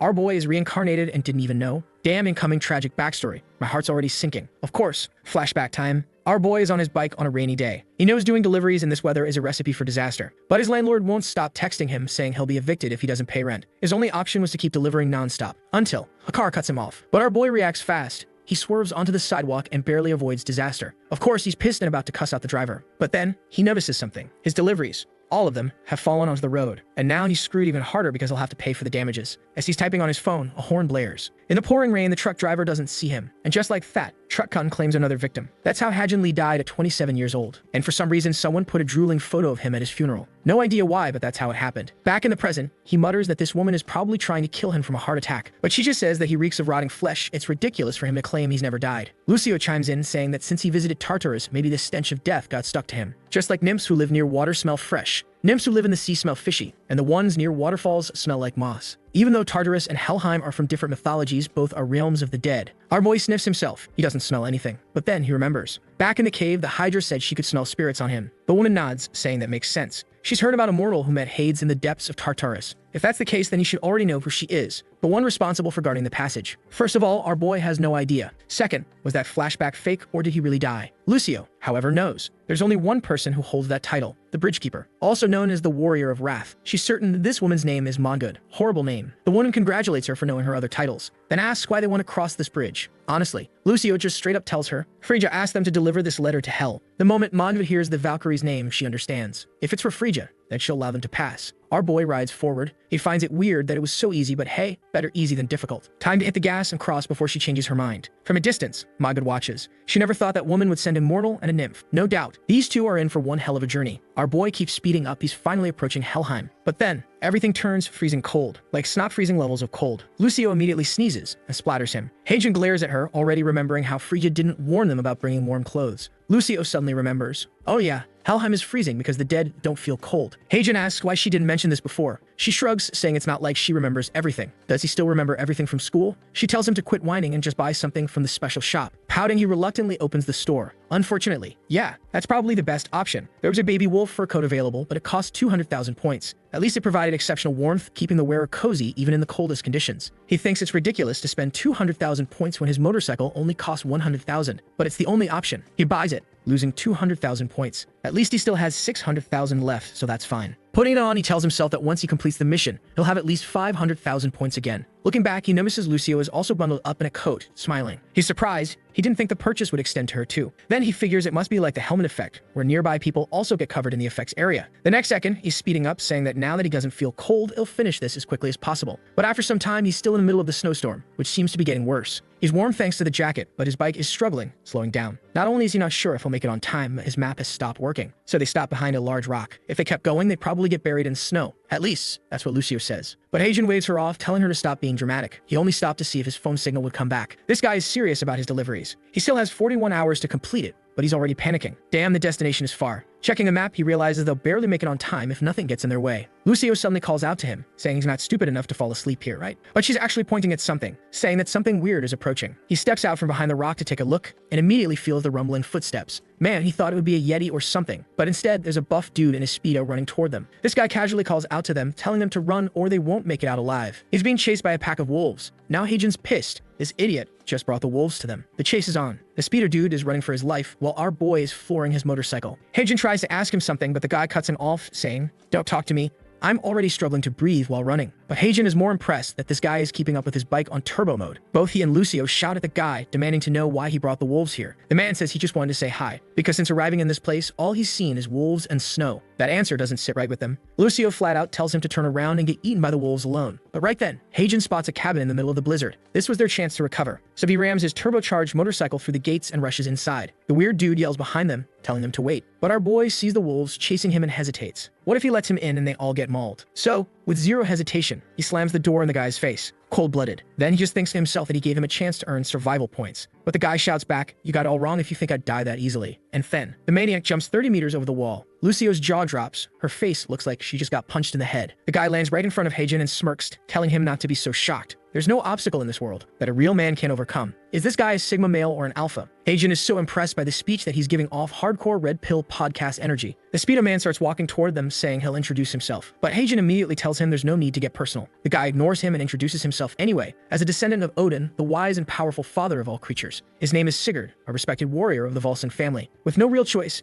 Heijin says it's nice to meet him. Sigurd replies that the pleasure is his as well. But Lucio, as always, already knows exactly who he is. She's starry-eyed like a fangirl seeing a celebrity. She exclaims that he's the legendary hero, the one who slew Fafnir. Wait, if this dude killed a giant dragon while half-naked, then he's insanely strong. Lucio explains that his title is the Dragon Slayer. The shameless bastard is glowing with pride, saying that those legends are so exaggerated. No need to put me on a pedestal, but Heijin has already figured it out. This dude loves attention. Sigurd then tells them they shouldn't stand in the cold. They should go inside the cabin. Heijin is suspicious. He doesn't even know who lives here. But the guy simply says, "Wouldn't it be stupid to stand out here and wait to be eaten by wolves?" Fair enough. At least after all that running, Heijin checks his map. Their destination is much closer now. Maybe it wouldn't be a bad idea to rest for a bit. Inside the cabin with the pot cooking over the fire, Sigurd asks about their story and why they're here. Our boy just says he's doing a delivery for someone who lives very far away. Sigurd looks confused, saying this is the first time he's seen a courier in Helheim. Then, Heijin brings up the wolves, asking why he didn't just kill them if he's the Dragon Slayer. Lucio agrees. Wouldn't it have been easier to show his strength and wipe them out? But Sigurd reminds them, "You're forgetting something important. Right now, they're in Helheim." Inside, our boy comments that the castle looks pretty normal for a place in the underworld. Then, suddenly, Sigurd stops. A girl in a maid outfit appears. Ganglet, the Wanderer. Before anyone can say anything, she already knows. He's here with companions to deliver a letter from Freyja. He's about to ask for an escort to meet Hel, but Ganglet cuts him off, saying that's already been decided. They follow her down the corridors, and Heijin asks Lucio if this woman is a goddess or a hero from mythology. Lucio explains she's neither, but she's served Hel for a very long time. Lucio then compliments Ganglet, saying it's amazing she's been able to serve the same goddess for so long and even asks for tips. But the maid stays silent. Lucio gets annoyed, but what she doesn't know is that Ganglet is actually internally freaking out over how adorable she is. Then they arrive at a large door, and Ganglet announces that Hel is inside. At that moment, Sigurd steps back, saying this is where he leaves. He reminds Heijin to hand over the letter before leaving. The door opens, and our boy is starting to feel nervous. The energy in the room is completely different from any god he's met, because this one rules the underworld. As they step in, Ganglet introduces them. Hel giggles and immediately comments on their peculiar aura, neither alive nor dead. Looks like he's the one causing trouble in Helheim. Heijin instantly clarifies he's just here to deliver a letter and leave. The next second, the letter is snatched from his hands, landing in the tiny hands of a lowly. For a goddess of the underworld, he was expecting a dangerous-looking woman, but instead, whatever this is, she immediately wants to know if everything written inside is true. But Heijin explains he has no idea what's inside. His only job was to deliver it. He asks why she's so curious, and Lucio immediately tells him, "You don't just say things like that to a goddess." Hel leans forward, resting her chin on her tiny throne, saying he's brave. Most people are afraid of her. Because of that, she decides to answer his question. She explains, Valhalla is being invaded, and the invaders are pretending to be from Helheim, but she never ordered such a thing, so someone else is pulling the strings. She says that across all realms and mythologies, there is only one race that could oppose destiny itself. Then, she repeats the riddle about the ground splitting into 7 sections and blue flames appearing. She knows exactly who's behind this. Heijin is low-key disappointed that the ruler of Helheim is just a small girl. Now it makes sense why Ganglet works so hard to stay here. A while later,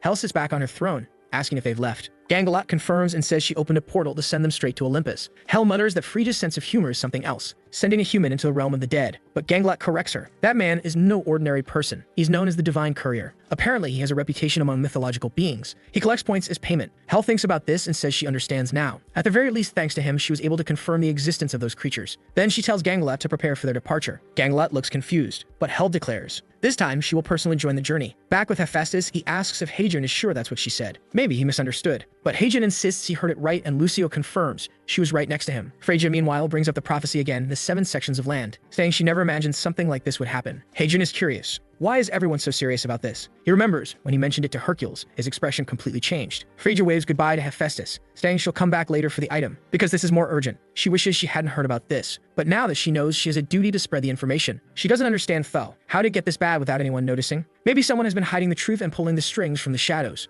Just like Ragnarok. Suddenly, Heijin grabs her shoulder. With a dumb expression, he asks if she's forgetting something. Hephaestus freaks out, calling him crazy for stopping a goddess. But Heijin isn't backing down. No way I'm letting this goddess leave without paying me. This time, Frigga isn't smiling. She glares at him, calling him insolent. How dare a mere mortal lay hands on me without permission? The air grows heavy and Heijin starts trembling. Not from the cold, but from pure intimidation. But even then, he refuses to leave empty-handed. He starts dancing, chanting money or revolt. This guy actually has a few screws loose. Lucio, standing beside him, comments that studies show that if you do this pose when someone doesn't want to pay, it increases your chances of getting money by 99%. Frigga stares at him and sighs. She really did forget. With that, our boy not only gets 500,000 points, but also a bonus of 250,000. He immediately thanks her. Now, he officially has 1 million points. Damn, this kid is really becoming a millionaire. Right away, Heijin gets hit with a double foot dropkick to the back by Lucio, calling him a maniac for money. Frigga just laughs, saying these two are a real mess. She chuckles and apologizes for getting so worked up earlier. Hephaestus, on the other hand, just sighs and tells Heijin he's not sure if he's an idiot or just ignorant. Heijin asks what he did, but the dwarf just waves it off. Forget it. A real man should have courage anyway. Then Heijin says he has a question. He wants to know about this prophecy with the 7 lands appearing, because everyone who hears about it freaks out. Even Hercules looks scared when he mentioned it. Hephaestus is stunned. Heijin has already spoken with Hercules. After Heijin explains everything that happened, the dwarf shouts that he should have mentioned it earlier. Heijin just shrugs, saying he never asked. Besides, he doesn't even know how to get to this place people keep talking about. Hephaestus mulls it over, saying it makes sense that the Council of the Gods is being called soon. It's definitely to discuss this prophecy. That meeting is known as the Council of the Olympians. The last time it happened was 389 years ago. Now he understands why he's been summoned again. Heijin presses for more details about the prophecy, but the dwarf shuts him down, telling him to forget everything he's heard. Just knowing what he knows is already extremely dangerous, so he shouldn't ask anything more. Heijin, being the curious type, says he doesn't understand why they're keeping so many secrets, but Hephaestus simply tells him, this is something only a god can handle. If fate wills it, he'll eventually learn more, since he keeps jumping between realms anyway. But if he values his life, he should avoid digging any deeper. Hephaestus thinks to himself, it would have been better if Heijin knew nothing at all. Sometime later, back in the city, Lucio orders Heijin to open the door so she can sit and rest already. Our boy types in the passcode, and finally they return home,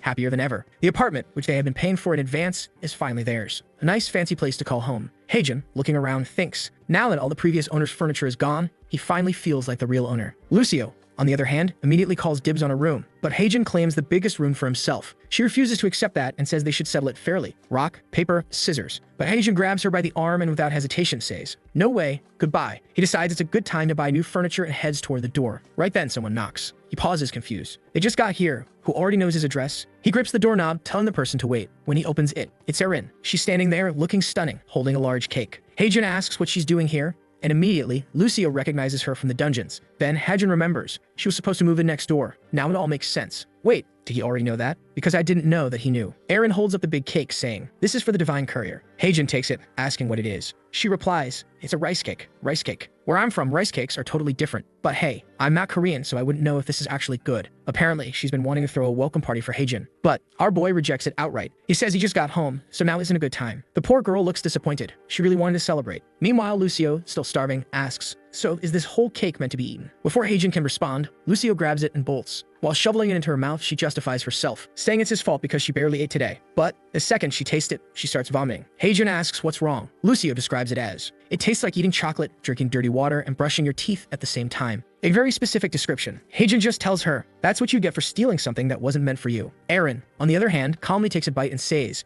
I've always liked mint chocolate. Honestly, same. Mint chocolate ice cream. Elite. I like how she's just chilling in his apartment, while Heijin is still trying to figure out why she's actually here. Finally, he asks her. She explains, the guild needs to investigate something, and Seongjin asked her to talk to him. Heijin realizes they're trying to hire him as an investigator now, so he asks, what's the offer? But Erin tells him he'll have to speak with the leader for the details. Heijin doesn't want to see Seongjin again, so he asks her to give a rough estimate of the payment. She holds up 2 fingers. 2 billion? Heijin guesses. Then she raises 2 more fingers. 4 billion. Instantly, Heijin's expression changes. All right, where's this leader? Let's talk. Sometime later in a parking garage, he's sitting in Erin's car. He thanks her for the ride, but Lucio complains. They were supposed to go furniture shopping today, not take another job. Heijin insists he's just listening to the offer. They'll go shopping right after. But Lucio keeps grumbling, saying the plan was to buy furniture and then eat something good. That's when Erin hands her a ticket. She explains that Lucio can use it to eat at the guild cafeteria, where they have tons of good food. Lucio instantly lights up like a child getting free candy. Heijin takes a quick look behind him. The guild building was massive. No wonder they were the strongest in the nation. A while later, Seongjin welcomes him with a big smile. He even apologizes for not bringing a gift, but Heijin doesn't care.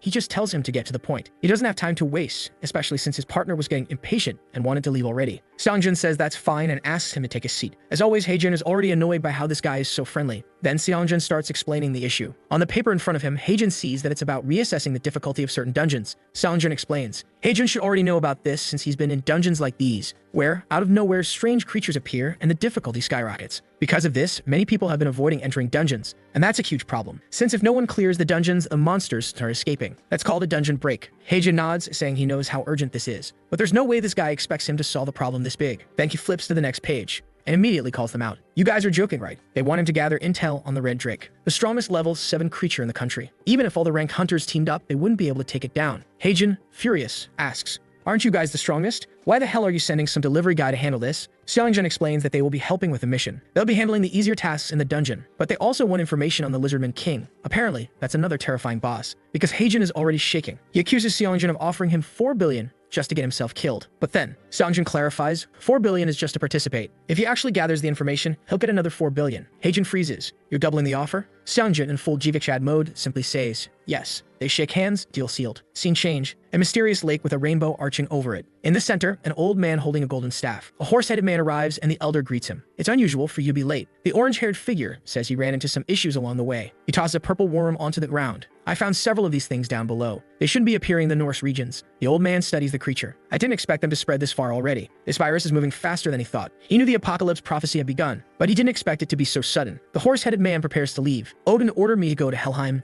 Something's messing with Valhalla. The elder waves him off. No need to worry. Frigga already sent a Greek hero who dealt with it. The horseman raises an eyebrow. Was it Orpheus or Achilles? The old man shakes his head. No, just an ordinary man like you. Wait, this guy isn't a god. He scowls, clearly irritated. And who is this ordinary man interfering in my work? Is he another one of the Greek gods' little champions? Meanwhile, our boy Heijin is sitting there, smiling like an idiot. Because damn, money is amazing. The scene then shifts to the gate of Chunlin. Heijin is there, saying that he swore he wouldn't come within a mile of this place, yet here he is. Lucio, all excited, asks if he has ever been there before, to which he replies no, but he has spent a month in a place far worse than this dungeon. The poor girl is impressed, saying she knew he wasn't an ordinary person. What kind of ordinary person would spend a month in a place more dangerous than this one? He tells her that the kid has no idea about his life, but it's about time she took a look at it. Then he pulls out his new 2.0 bike. Man, at this rate, he's going to be riding a truck soon. With every upgrade, the thing just keeps growing. This is his super resistant little bike, forged with rare materials and refined by a craftsman for an elite divine delivery man. It's custom made for the little guy. It reduces 90% of all damage the rider suffers. He says that he told Hephaestus to fuse it with something. I'm already guessing it's that Hydra scale. Wait, I forgot, the scale is in his hand. And now he's there, touching the bike, saying he never imagined the thing would turn out this badass. The old bike was already pretty good, but he couldn't risk getting paralyzed again like what happened when he was crossing the bridge. As he heads toward the portal, he says that now he fears nothing. It's time to take down that lizard monster. In the swamp, our boy was speeding through on his bike, smoothly gliding over the mud and water. He was impressed with this upgrade. The wheels didn't stop for anything. Poor Lucio, on the other hand, was getting all dirty and covered in slime. But then he suddenly stopped and both of them were startled. In the middle of the dungeon, there was an entire city. Not just a city, but a luxurious one. It seemed like he already knew about it because he was thinking. According to the records I was given, I'll find that lizard man after passing through this gate. However, he found it strange. Why was no one guarding anything? That's when a bunch of lizardmen appeared, holding spears in their hands. And the bastard gets annoyed, saying that he basically summoned this disaster upon himself. He should have kept quiet so they wouldn't show up. However, when the first lizardman looks at the gate, there's nothing there. Our boy was hiding there calmly with Lucio in his helmet. Lucio comments about the creatures and the lizard man. He says that's obvious and tells her to get out of his head already. The nymph then wants to know what they're going to do if he's just going to destroy everything like he usually does. But Heijin knows that this time his mission isn't to kill anything. It's to gather information about the boss. At least this time in theory. He doesn't need to risk his life or face a life or death situation like before. He's going to locate the king, gather intel, and leave safely. You can bet that's exactly how it will go. At least the guards passed by without noticing anything. The creatures were intelligent, but their senses weren't as sharp as he expected. The capitalist is feeling secure, thinking even if things go wrong, I have money to spend at the store. I'll buy something and escape. But out of nowhere, a new delivery arrives in the middle of the dungeon. He's confused. He's on a mission. So why did this just show up? It's right when the light signals that the big guys are coming their way. Man, did you forget to disable notifications? Well, in this case on the channel, you activate notifications, got it? Don't disable them. You're not in a dungeon, you rascal. He starts running, trying to figure out what's going on, when suddenly he stops. Lucio asks what's wrong, and he says she'll understand soon enough. Well, just as the big lizard comes in for a spear thrust, our boy pulls out his phone. The creature stops because, strangely enough, a delivery mission has arrived for our guide, directly from the Lizard King. Even the big lizard is shocked, looking dumbfounded. Both the creatures and Lucio have no idea what just happened. Heijin finds it odd. He received a delivery from a beast and not a god. But for him, money is money. He then looks at the lizard and says he's in a hurry. They might as well take him straight to the boss. That's when the trembling crocs point towards something. Heijin was about to tell them to stop pointing at his face, but what he hadn't noticed was the giant shadow behind him. As soon as he senses the presence, he slowly turns around. Dear Lord, poor Lizard King, he looks even more wrecked than we do. Alright guys, let's farm this dungeon together. Our boy immediately notices that, yes, there's a crown on its head, but it looks nothing like the creature described in the reports. The king lets out some hiss sounds, flicking his tongue like a little snake, but yeah, there's no way to understand whatever the hell he's saying. But if there's one thing that can solve any problem, it's money. And all it takes is a translator app, for example. Or even better, getting a translation for free. Lucio offers to translate for our guy. He asks if she understands it, and she replies yes, saying it's easy to master the lizard language because it's pretty simple. The king makes more snake-like sounds, and Heijin asks what he said. Lucio explains. He said that many years ago, a catastrophe fell upon the Lizard Kingdom. A fierce invader destroyed these lands. From children to eggs to adults, no one was spared. Even the elders were massacred. The entire kingdom was left in ruins. Heijin already knows what they're asking for. No doubt they want him to fight this invader. The boy is sharp. Looking at the poor creatures, he can tell they truly want this. Damn, this is sad. The guy entered the dungeon as a ruthless hunter, but now these damn lizards are looking like Yoshis from Mario. All of them with their shining, pleading eyes begging our boy for help. Even Heijin is questioning why the hell the artist drew these damn creatures so cute. He then says his name is Jose, and he's just a regular delivery guy, not some powerful warrior or incredible hunter. Lucio translates what the king says. If you save my kingdom, you will receive an unimaginably valuable treasure that exists only in the lizard realm. And of course, now that bastard Heijin wants to accept everything. He's too curious to find out exactly what this treasure is. Lucio says the king is calling him to the basement to show him, and right in front of him Yoshi is kneeling, begging. Our boy now declares, no need to worry about what it is. I'll kill that intruder. Sometime later in the basement. Damn, these damn lizards really do have a ton of treasure. Holy hell, but look at her. The damn bandit is back again, that sneaky little thief. With that smug little mouth of hers, she's saying that by the looks of it, there's a lot of good stuff here. She doesn't know whether to pick the valuable things or just empty the entire place. And now only 10 seconds left before our boy enters the same room. Heijin and Lucio just stopped right in front of the door. And the bastard knows that if the door is this big, there's something good inside. The king, using the last 10 seconds of his life force, tries to open the door. Something shines golden, and then the door swings open. Our boy is standing there, mouth agape. But I have a feeling this place is going to be empty. Just watch. Actually, no. Look at that. It's still full of treasure, and the damn thief is hiding inside. Heijin figures there's as much treasure here as there was in Air's warehouse. Lucio explains that the king revealed they took all this from the humans who kept invading this place and failing. The king is all proud, but our boy isn't exactly impressed. He was about to say something about the treasure when something caught his attention. Yeah, that something was just a person with stacks of coins on their arm. She looks at the coins falling to the ground with a clink sound, and casually greets him, yo. What's up, my boy? The moment she appears, the other lizards stop being cute Yoshis and turn furious. Lucio translates, saying they're shouting to capture the bandit. Yeah, no kidding. My god, but this thief is so useless. She's already immobilized. Heijin wants to know how the hell she got into this place this time. Meanwhile, Suyin is confused. She received a mission to take whatever was in this place, but she doesn't understand how this guy suddenly appeared again. She then looks at our boy and asks, Junior, don't you remember me? He explains that she's also working for Hermes and knows that he works for that guy too. So it would be best if he explained that to the lizards. Lucio immediately says that the king wants to know if Heijin really works with that girl. Poor guy, terrified of losing his money, starts crying desperately, saying that he went to an all-boys school and never even had a female senior, so she's making things up. Lucio wants to know why he's crying and says she would never cry just because she's losing money. Heijin then walks up to the girl and tells her to stop trolling. Idiot, I'm not working for Hermes. This leaves the girl confused.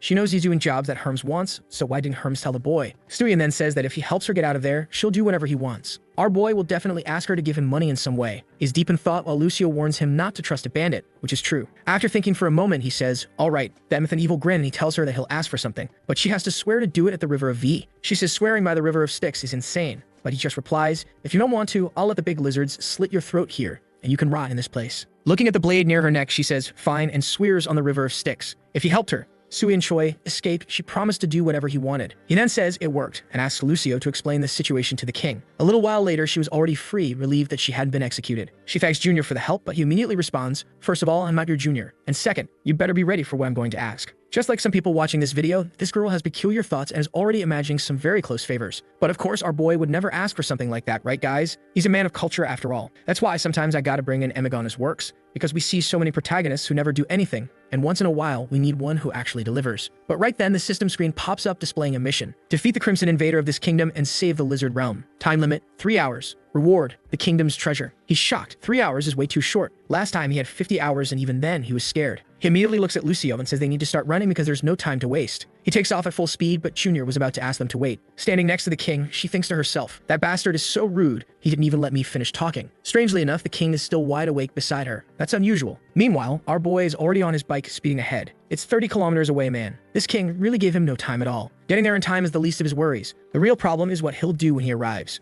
Lucio asks him to ease up on the accelerator, but he says that's not an option. Suddenly, out of nowhere, Sue-in appears in front of him. Well, looks like you got a little problem, she says. He nearly jumps out of his skin, wondering how the hell this damn girl got there. He slams the brakes and stops right next to her. Already pissed, he asks why the hell she's following him when he told her to stay put. The troublemaker winks and says, I couldn't just let you suffer after saving me like that. He tells her to stay out of it. No matter what happens, he will ask for that favor. But she smirks and says, I'm sure you won't be in such a hurry after you hear what I have to say. She knows exactly what monster he has to hunt, the red drake. That's when our boy remembers. The Sound of One had already mentioned that this was an extremely terrifying creature and that he was only supposed to gather information. Yeah, he really should have been paying more attention. It was obvious from the start. He wonders if Seongjin already knew about the connection between the red drake and the king, since he specifically asked him to check out both. Looking at her, Soo-in doesn't seem too eager to risk her life fighting a creature like that. But she has no choice. She needs to become someone he trusts to get a share of the lizard people's treasure. So she says she knows the fastest route to the red drake and can guide him there. Heijin responds, I thought your only talent was stealing. So how exactly are you going to help me, huh? But the damn girl just smirks and says, here's a tip for you, Junior. Never underestimate the skills of someone you don't know well. She tells him she'll help him find the creature, but she never said she'd fight alongside him. And with all the swagger in the world, she says, a good thief always has a few tricks up her sleeve to escape any problem. A while later, our boy is speeding through a crimson forest, this time with a woman riding on the back of his bike. Damn, this kid is really becoming a beast. Right up ahead, they spot a huge, muscular red lizard. She points at it and says, there, that's the red drake. Now it made sense why Seongjin called it a terrifying monster. Lucio asks if they even stand a chance. Heijin just replies, we'll only know when we try. He immediately shifts his gear to battle mode and activates his helmet. With a super jump, he launches straight at the creature, ready to give it a one punch. The estimated difficulty level of this creature,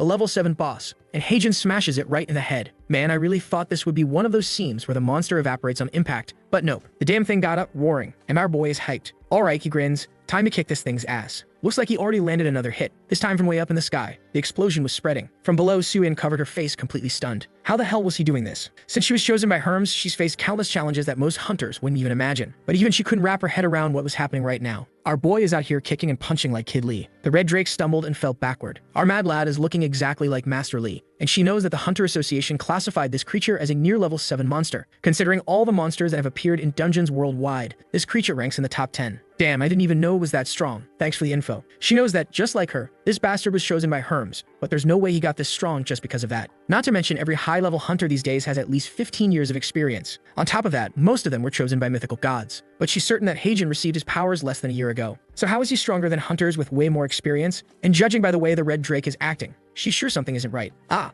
I see now. The drake is searching for our boy, who's up there with his helmet on, wrecking everything without the beast even noticing. That's when the fool finally recognizes he's using a cannon. The monster lets out another roar and comes in for a smashing blow. The attack lands squarely on the ground, but from the looks of it, nothing happened. Heijin is up in the air, commenting that the bastard's plan now is just to swing blindly since it doesn't know where he is. But this damn thing is a monster, and monsters exist for one reason: to drop money and take a punch to the head. The entire ground explodes. A little while later, damn, I think there's barely anything left of the poor thing. Wait, not a little while later, a long time later. Heijin admits he has no idea how many punches he had to throw. But oh damn, the big lizard is still alive. Yeah, this wasn't as easy as it seemed. And now there's a huge problem. His clothing effect is about to wear off. Even though his helmet could still keep him hidden, he wouldn't be able to deal much damage anymore. The only option left? Go all in with everything he's got. He immediately summons the big boy to settle this once and for all. Leaping at the giant lizard, he yells for it to disappear. The beast seems to sense something approaching, but I think that's just a stick to the face. Or maybe not. Man, sometimes the animations confuse me too. The bastard dodged it. The problem is, how did it do that? It can't even see him? Sometimes our boy is an idiot, but this time he gets it. The excessive force from the swing caused the helmet to fail at concealing him. And the real problem? The red drake is now coming in for a crushing blow. The explosion looks like a direct hit, and Soo-in wonders, why the hell didn't that idiot dodge? So far, everything seemed under control. So why did he do that? That's when Lucio speaks up. You're a foolish human. She warns her that if she jumps in now, she'll only get in the way. She might as well stay back and watch. On the other hand, Lucio has no idea where this nymph even came from or why she's hiding in the bushes. But she's confident in our boy. She knows Heijin is fine, so there's no need to worry. He's already been through countless dangerous situations before this, and every time he found a way to survive. That's why so many gods have faith in him today. There's no way someone like Heijin would lose to a monster like this. Soo-in scoffs. I hate to break your expectations, nymph, but that kid just took a direct hit from the big lizard.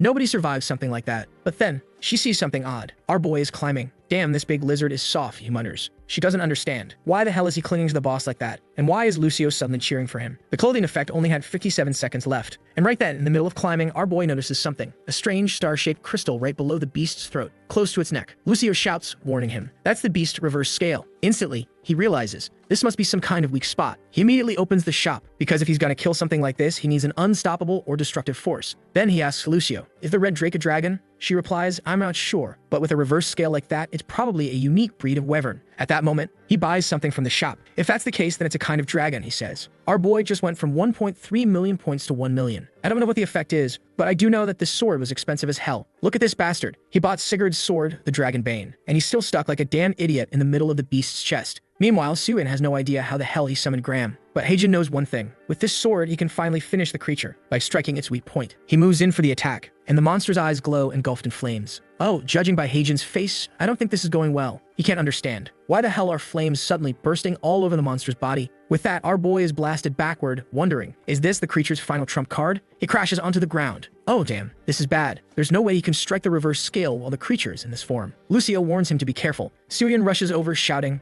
get out of there. Phase 2 is way more dangerous. She runs to him, telling him they'll have to work together now. But he shakes his head. No, it's better if you stay back. You can't hide your presence. But of course, this damn girl always has a trick up her sleeve, huh? She smirks. Well then, just sit back and watch what I'm about to do. And with that, she throws a potion, Demeter's Tear. It was an ice potion from the goddess of nature and earth. That thing froze any monster or target on contact. In just a second, the Drake King turned into a popsicle. And right away, she says that now our boy just needs to go and finish the job. He asks why the damn girl didn't use something like that from the beginning, to which she replies that it's obvious. She was waiting for the monster to enter its second phase first. The damn girl says it was on purpose. She could have thrown it earlier, and out of nowhere, the two start arguing, until Lucio tells him to act before the creature wakes up. Yeah, guess what? The creature woke up. Really? Genius move. Suyin says she never imagined anyone could escape Demeter's prison so easily. And the worst part, the creature's body was once again engulfed in flames. Heijin only had 20 seconds left on his suit. Suyin tells him this is her last chance to create an opening for him to finish off the scale. She throws the last potion she has, another Tear of Demeter. But this time, it's a plant-based one. Yeah, to be honest, I figured it wouldn't work on plants. It touched the creature's body and melted in an instant. But our boy, with no other option, just charged forward, suit disabled. He jumped straight in to strike the scale directly. A giant purple slash, hitting the indomitable level 7 boss right in its weak spot. Damn, he decapitated it. I thought he only had to break the scale. That bastard actually killed the Red Drake. Meanwhile, over at Songjin's guild headquarters,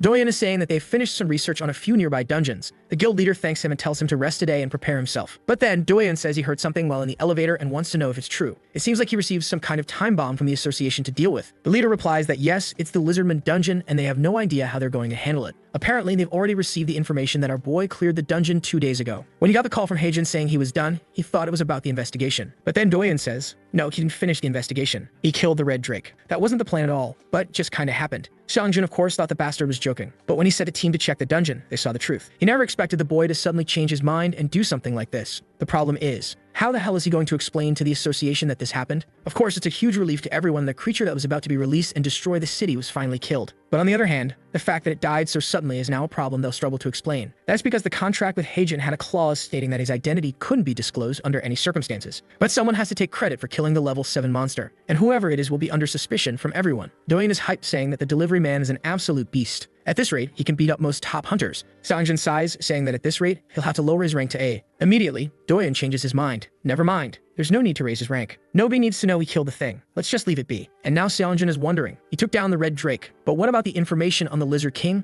And there we are, right in the fancy-ass castle. Yoshi comes rushing in, furious, ready to pray to our boy, the savior of everyone. Lucio says they're thanking him for saving them, and tells him to stop translating the obvious. He then grabs the king's hand and tells him, I just did what was necessary. There's no need to bow in gratitude. Poor king. He probably doesn't realize that what our boy really wants is for him to thank him with money. Obviously, before I even looked at this scene, I already knew. And now look at him. He looks sick. Then Yoshi brings out a huge treasure chest that looks like one of those bad loot chests. Ah, yeah. They open it and both of them look impressed, so I guess it's something amazing. Inside, there's a tiny bag, and that's it. The king asks if he likes it, but like every other time, our boy is standing there thinking, what a piece of junk. He's about to complain to the king, saying that he risked his life to kill an insanely strong creature, only to get a sack. But as always, Lucio knows exactly what this is. She says it's not just any sack. Heijin asks what it is, and she explains. It's like a game inventory. You can keep putting things inside and it will never run out of space. The scene then skips to the next day. The Deep Web Yoshis are all saying goodbye to our boy. Early in the morning, our boy receives a call from Seongjin with some news. It seems like the Innocent City Gate has disappeared. Most likely, the gate's existence was just a way for the Lizardmen to escape in case they were attacked by the Red Drake. But now that their kingdom is safe, they don't need it anymore. So the portal was undone. Only now does he realize that maybe there are ways to close portals without necessarily killing everything inside. If that's true, Maybe monsters and humans don't always have to be fighting. Or maybe he's just dreaming too much, and it's impossible for them to live in peace. While he's lost in thought, Suin calls out to him and congratulates him. She says she saw what reward he received and is sure it'll be really useful. He says yes, but asks if she's happy with how everything turned out. She used those valuable potions and didn't even get anything in return. But she replies that she would never get involved in something if she didn't have a way to benefit from it. That sneaky girl is hiding something on her arm, huh? Damn little thief. He asks what the deal is and where she got it. Without answering anything, the sly girl is already walking away, saying that she enjoyed the days spent with him. And thanks to the boy, she got exactly what she wanted. Just like that, she's gone, and our boy stands there, thinking that a thief is always a thief. But that was no longer his problem. It was time to go home. Lucio asks if they're leaving already, and he says, unfortunately, no. First, he has to collect what they owe him. Man, here comes 8 billion. That's like $8 million. Stangjun says they'll analyze the entire body of the red drake and also send him a share of the profits. Dan, our boy, must have forgotten that you can make a lot of money from monster corpses. He's so used to just doing deliveries that he forgot that this is sometimes the most profitable part of dungeons. From now on, maybe he shouldn't leave any monsters behind. Lucio is wondering why he's so excited. Man, just tell her to come eat breakfast already. But she smells chicken and finds it odd. It looks like they ate chicken earlier, and he thought she wouldn't want any, but now she's desperate to eat. He hands her a soda, but she doesn't care and burns her tongue anyway. Our boy wonders if she starved to death in a past life. He's there eating reheated chicken from yesterday, saying, when chicken is good, it doesn't matter. Even the next day is still amazing. Not long ago, he was eating the worst chicken available in stores. And man, that stuff gave him heartburn. But now the damn guy can spend $30 on chicken like it's nothing. Life with money really was good. This capitalist never stops. While Lucio says she'll share her chicken bone with him. Right at that moment, a new delivery arrives. Actually, not a delivery. A request for a delivery. As soon as Lucio sees it, she starts stuffing all the chicken into her mouth because she knows they're about to head out on another cursed adventure. But our boy isn't living that hustle life anymore. He says, first we eat breakfast, then we'll do the delivery. Now that he has 10 billion in his account, he can take things a little easier. What doesn't seem so calm, though, is the Greek territory. The entire city is burning with countless dead. One of the soldiers says they can't stop now. They can't let this beast advance. They attack a creature with golden eyes, standing in the middle of the smoke. Meanwhile, someone informs His Majesty that they're fighting with everything they have. But even that isn't enough. There's no way they can stop this monster's brute force. The king, on the other hand, wants to know, what about the hero they summoned? The soldier explains that they sent people to fetch the hero, but unfortunately, it will take 3 days for him to arrive. The king says that's too long. By then, the palace and everyone inside will be destroyed. Right at that moment, the entire place starts shaking. An explosion erupts on the fortress walls, and the Minotaur steps in, face to face with the king, who is trembling, calling out to Poseidon, asking if he has truly abandoned them in this moment of need. Meanwhile, at Hephaestus' house, our boy doesn't understand why he isn't there. Lucio says maybe he left early because they're late. Our boy says it's Lucio's fault. That damn girl wanted to put chicken thighs in the air fryer before they left. And now our boy is thinking, his phone really has been ringing a lot, so maybe this is something urgent. Yeah, now Heijin really messed up, huh guys? The dude was eating chicken thighs while people were dying. What a bastard. Right at that moment, Lucio looks behind her, and someone approaches. It's Hephaestus, looking pissed. Finally, over here. Immediately, our boy freezes up, awkwardly asking, you guys need a delivery? Hephaestus says he called him because it's urgent. Something needs to be handled right now. What he has to do won't be easy, but they'll discuss the details inside. The fool just nods and says he understands. At the table, the little dwarf says it's a major dilemma, and he doesn't even know where to start. For some reason, Heijin looks dumber than usual and says, start wherever you want. I'll do my best to understand. This time, he's more scared than ever, because strangely, Hephaestus is really hesitant, which means something dangerous is coming. Then Hephaestus mentions that conversation he had with Freya. Heijin remembers that story about the realms being divided into 7 parts. Then the dwarf reveals he was hoping that the Olympians and others could handle this situation, but things are only getting worse. It seems that the creatures invading have already reached places beyond where the gods can go. At the Olympian Council, they were able to understand the situation better. The creatures aren't just invading other mythological realms. They're already crossing into the human world. The seed of this catastrophe wasn't just present in the higher realms. It already invaded the lower worlds and even the underworld. And the real problem? Because of the law of causality, the gods can't interfere with what the creatures are doing in the human world. The only lucky thing, the creatures can't move as freely as they want. All the creatures do is plant some seeds, wait for them to grow, and then see what happens. That's when Heijin calls for Hephaestus and says he's completely lost. What's this talk about seeds? Who are these gods? What's going on? His friend asks if he really has no idea, and he says, of course I'm talking about, but suddenly, everything freezes. Heijin says he didn't understand and asks him to repeat it. Lucia repeats that she only heard a strange static noise. Hephaestus realizes that due to the laws of the gods, he can't pass this information to the boy. A long time ago, the gods joined forces to seal the existence of this thing, and it's no surprise that even speaking its name is forbidden. He then tells the boy not to worry. With time, he will learn the details. After all, the job he's about to do today is connected to all of this. He explains that they were supposed to receive a tribute from someone named Cretin, but it still hasn't arrived. He was lucky his father didn't hear about it since he's preoccupied with the council meeting, because if he'd have found out, he'd be furious. That's why our boy needs to figure out what's going on before the guy finds out. And of course, he'll be generously rewarded. From what I understand, they were supposed to receive something, but they didn't. And they don't want Poseidon to find out because he would give them hell. Yeah, I think that's it. Our boy says that based on their reasoning, it doesn't seem that urgent. So why the rush?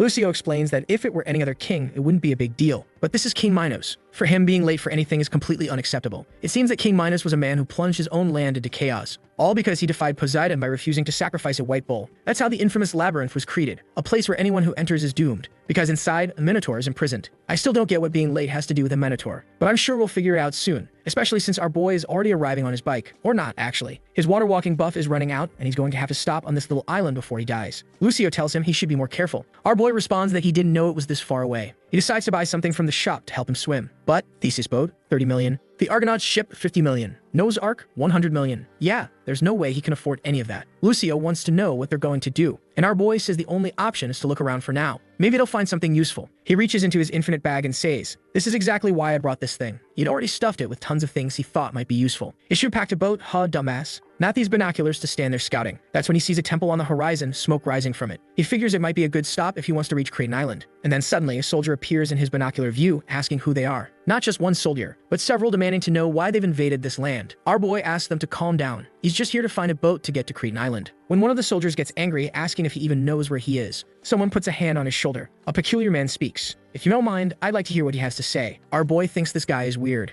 I think he's the most suspicious person here. The dude doesn't even have eyes drawn. Oh, wait, that's actually Theseus, another damn legendary hero. For the first time, our boy seems to recognize him, and Lucio instantly says, Theseus is the legendary hero who killed the Minotaur. Not to mention, he was the only person to escape the labyrinth. He even became king of the Athenians and with the help of many gods embarked on countless adventures. Theseus says that judging by the peculiar outfit, he must be the divine delivery man he's been hearing about. Seeing the boy's reaction, Theseus is already sure that he's right. He explains that it wasn't hard to guess. After all, not everyone walks around in that kind of outfit. Apparently, he heard about our boy from Captain Jason of the Argo Company. Then our boy remembers. That's the guy who asked him to deal with those sirens. But he's confused about this rising hero thing. Theseus says, "It seems you don't know what people are saying about you. Not only do they all know that he did the impossible, invading the siren's nest, but he also killed the Hydra, and even healed Chiron's leg. On top of that, he even went to Helheim to deliver something to those damn Norse gods." The boy is making a name for himself, and now everyone in the divine realms knows about him. Ah, now the bastard is full of himself. Damn smug bastard, saying he really did do all of that. Lucio is curious about what they're saying about her. Theseus says, "I've heard that the divine delivery man has some sort of assistant." The poor girl collapses to the ground, devastated, saying she's been reduced to an assistant. Then Theseus hands him a piece of paper and says, "If you're interested in getting to Creighton Island, this will help." Our boy takes a look, and damn, there it is. He handed him the legendary map. But then, Lucio warns that the paper also mentions that the threat is back. Heian asks, "Didn't you kill a Minotaur a long time ago?" The god explains that he never actually killed the Minotaur, he sealed it away forever in the labyrinth. The problem is, he doesn't know how the seal was broken. That's why, tomorrow morning he's heading to Cretan to finally kill the creature for good. And he asks if the divine delivery man wants to come along. Heian is undecided. He wasn't planning on fighting a monster this time. But the boy is motivated and says he can count on him. Now he's acting all heroic, saying, "Things don't always go the way you want them to." Meanwhile, that king guy is in the Minotaur's grip, and I can't tell if he's being carried or trampled. But I do know that the Minotaur is not happy. The next morning, our boy is waking up Lucio, who as always wants 5 more minutes. He tells her to get up already because the boat is about to leave, and they don't have time for nonsense. Poor Lucio, begging to stop being treated so harshly. Heian looks out the window, hoping that at least Theseus managed to recruit enough people to help. The day before, Theseus told him to sleep well and get plenty of rest. He was going to try and gather as many people as possible for this journey. That's when Heian asked, "How did you stop the Minotaur the first time?" Theseus explained that he had the help of Princess Ariadne of Cretan. The Minotaur is an unimaginable existence that brought disaster upon King Minos and his entire royal family. The creature's existence is said to be a divine punishment, the price of defying a god. The strange thing is, this creature was supposed to have been trapped in the depths of the labyrinth forever. So how did it return to life with enough strength to destroy all of Cretan again? Theseus explained that this is exactly what he wants to find out. That's why the journey must be quick before everything is destroyed. He wants to end this for good so it never happens again. Our boy then asks, "Why are you trying to gather so many people instead of just going right away?" Theseus explains that he thought the same thing, until he heard what Hercules had to say. Apparently the guy never actually said what Hercules said, because our boy is still wondering about it. He imagines that it might be connected to what Hephaestus was talking about back at the shop. It was already bad enough facing monsters, but it was even worse when he had this feeling that he was getting involved in something much bigger than he should. Lucio says she's ready for the adventure, and Heian realizes she has no idea how much danger they're getting into. At the docks, the soldiers were loading crates onto the ship when our boy called out to Theseus. The hero replies, "I thought I'd have to wake you up, kid." Because Lucio says that Heian sleeps too much and is a lazy bum. The guy says it's fine and tells them to get on board. They'll meet the rest of the group later. Our boy is impressed with how massive the ship is. Maybe it's because this ship once belonged to the Argonauts, but it really does look like a pirate ship straight out of an anime. Theseus responds, "Of course, it belonged to a legendary hero after all. Our boy asks what Lucio just said, but she says it wasn't her this time. Now he's confused, because only a nymph would say something that irritating in such a high-pitched voice. Someone turns around and says, "That's the normal reaction of a countryside nymph," and a random guy stands there. Our boy turns around and, my god, here comes Lucio 2.0. This is turning into Cosmo and Wanda, and the damn guy is literally a short-haired version of Lucio. And the worst part, she knows him. She calls him Louvor and says it's been a long time. She gets all affectionate, saying she never imagined he'd start helping Theseus. Meanwhile, Louvor is holding her face back, telling her, "Don't get close. We are not friends." This is the second nymph our boy has seen, and he realizes it wasn't a lie when Lucio said she was tall. Then someone asks, "What are you still doing here, Louvor?" It's Theseus, telling him to help the guests get to their rooms. Our boy apologizes and says it's not Louvor's fault. He also has a troublesome nymph to deal with. The hero says it's fine and tells them to get ready. They're departing now. Our boy asks Louvor to show them to their rooms, but Louvor is still recovering from being roasted and smacked by Lucio. Inside the ship, damn, they're actually staying in a pretty fancy room. Then Louvor thanks our boy for not telling Theseus that he was fighting. Our boy says it's all good. If he's friends with Lucio, then they're friends too. And just like that, they're already arguing. Louvor sighs, says fine, and leaves a little sad.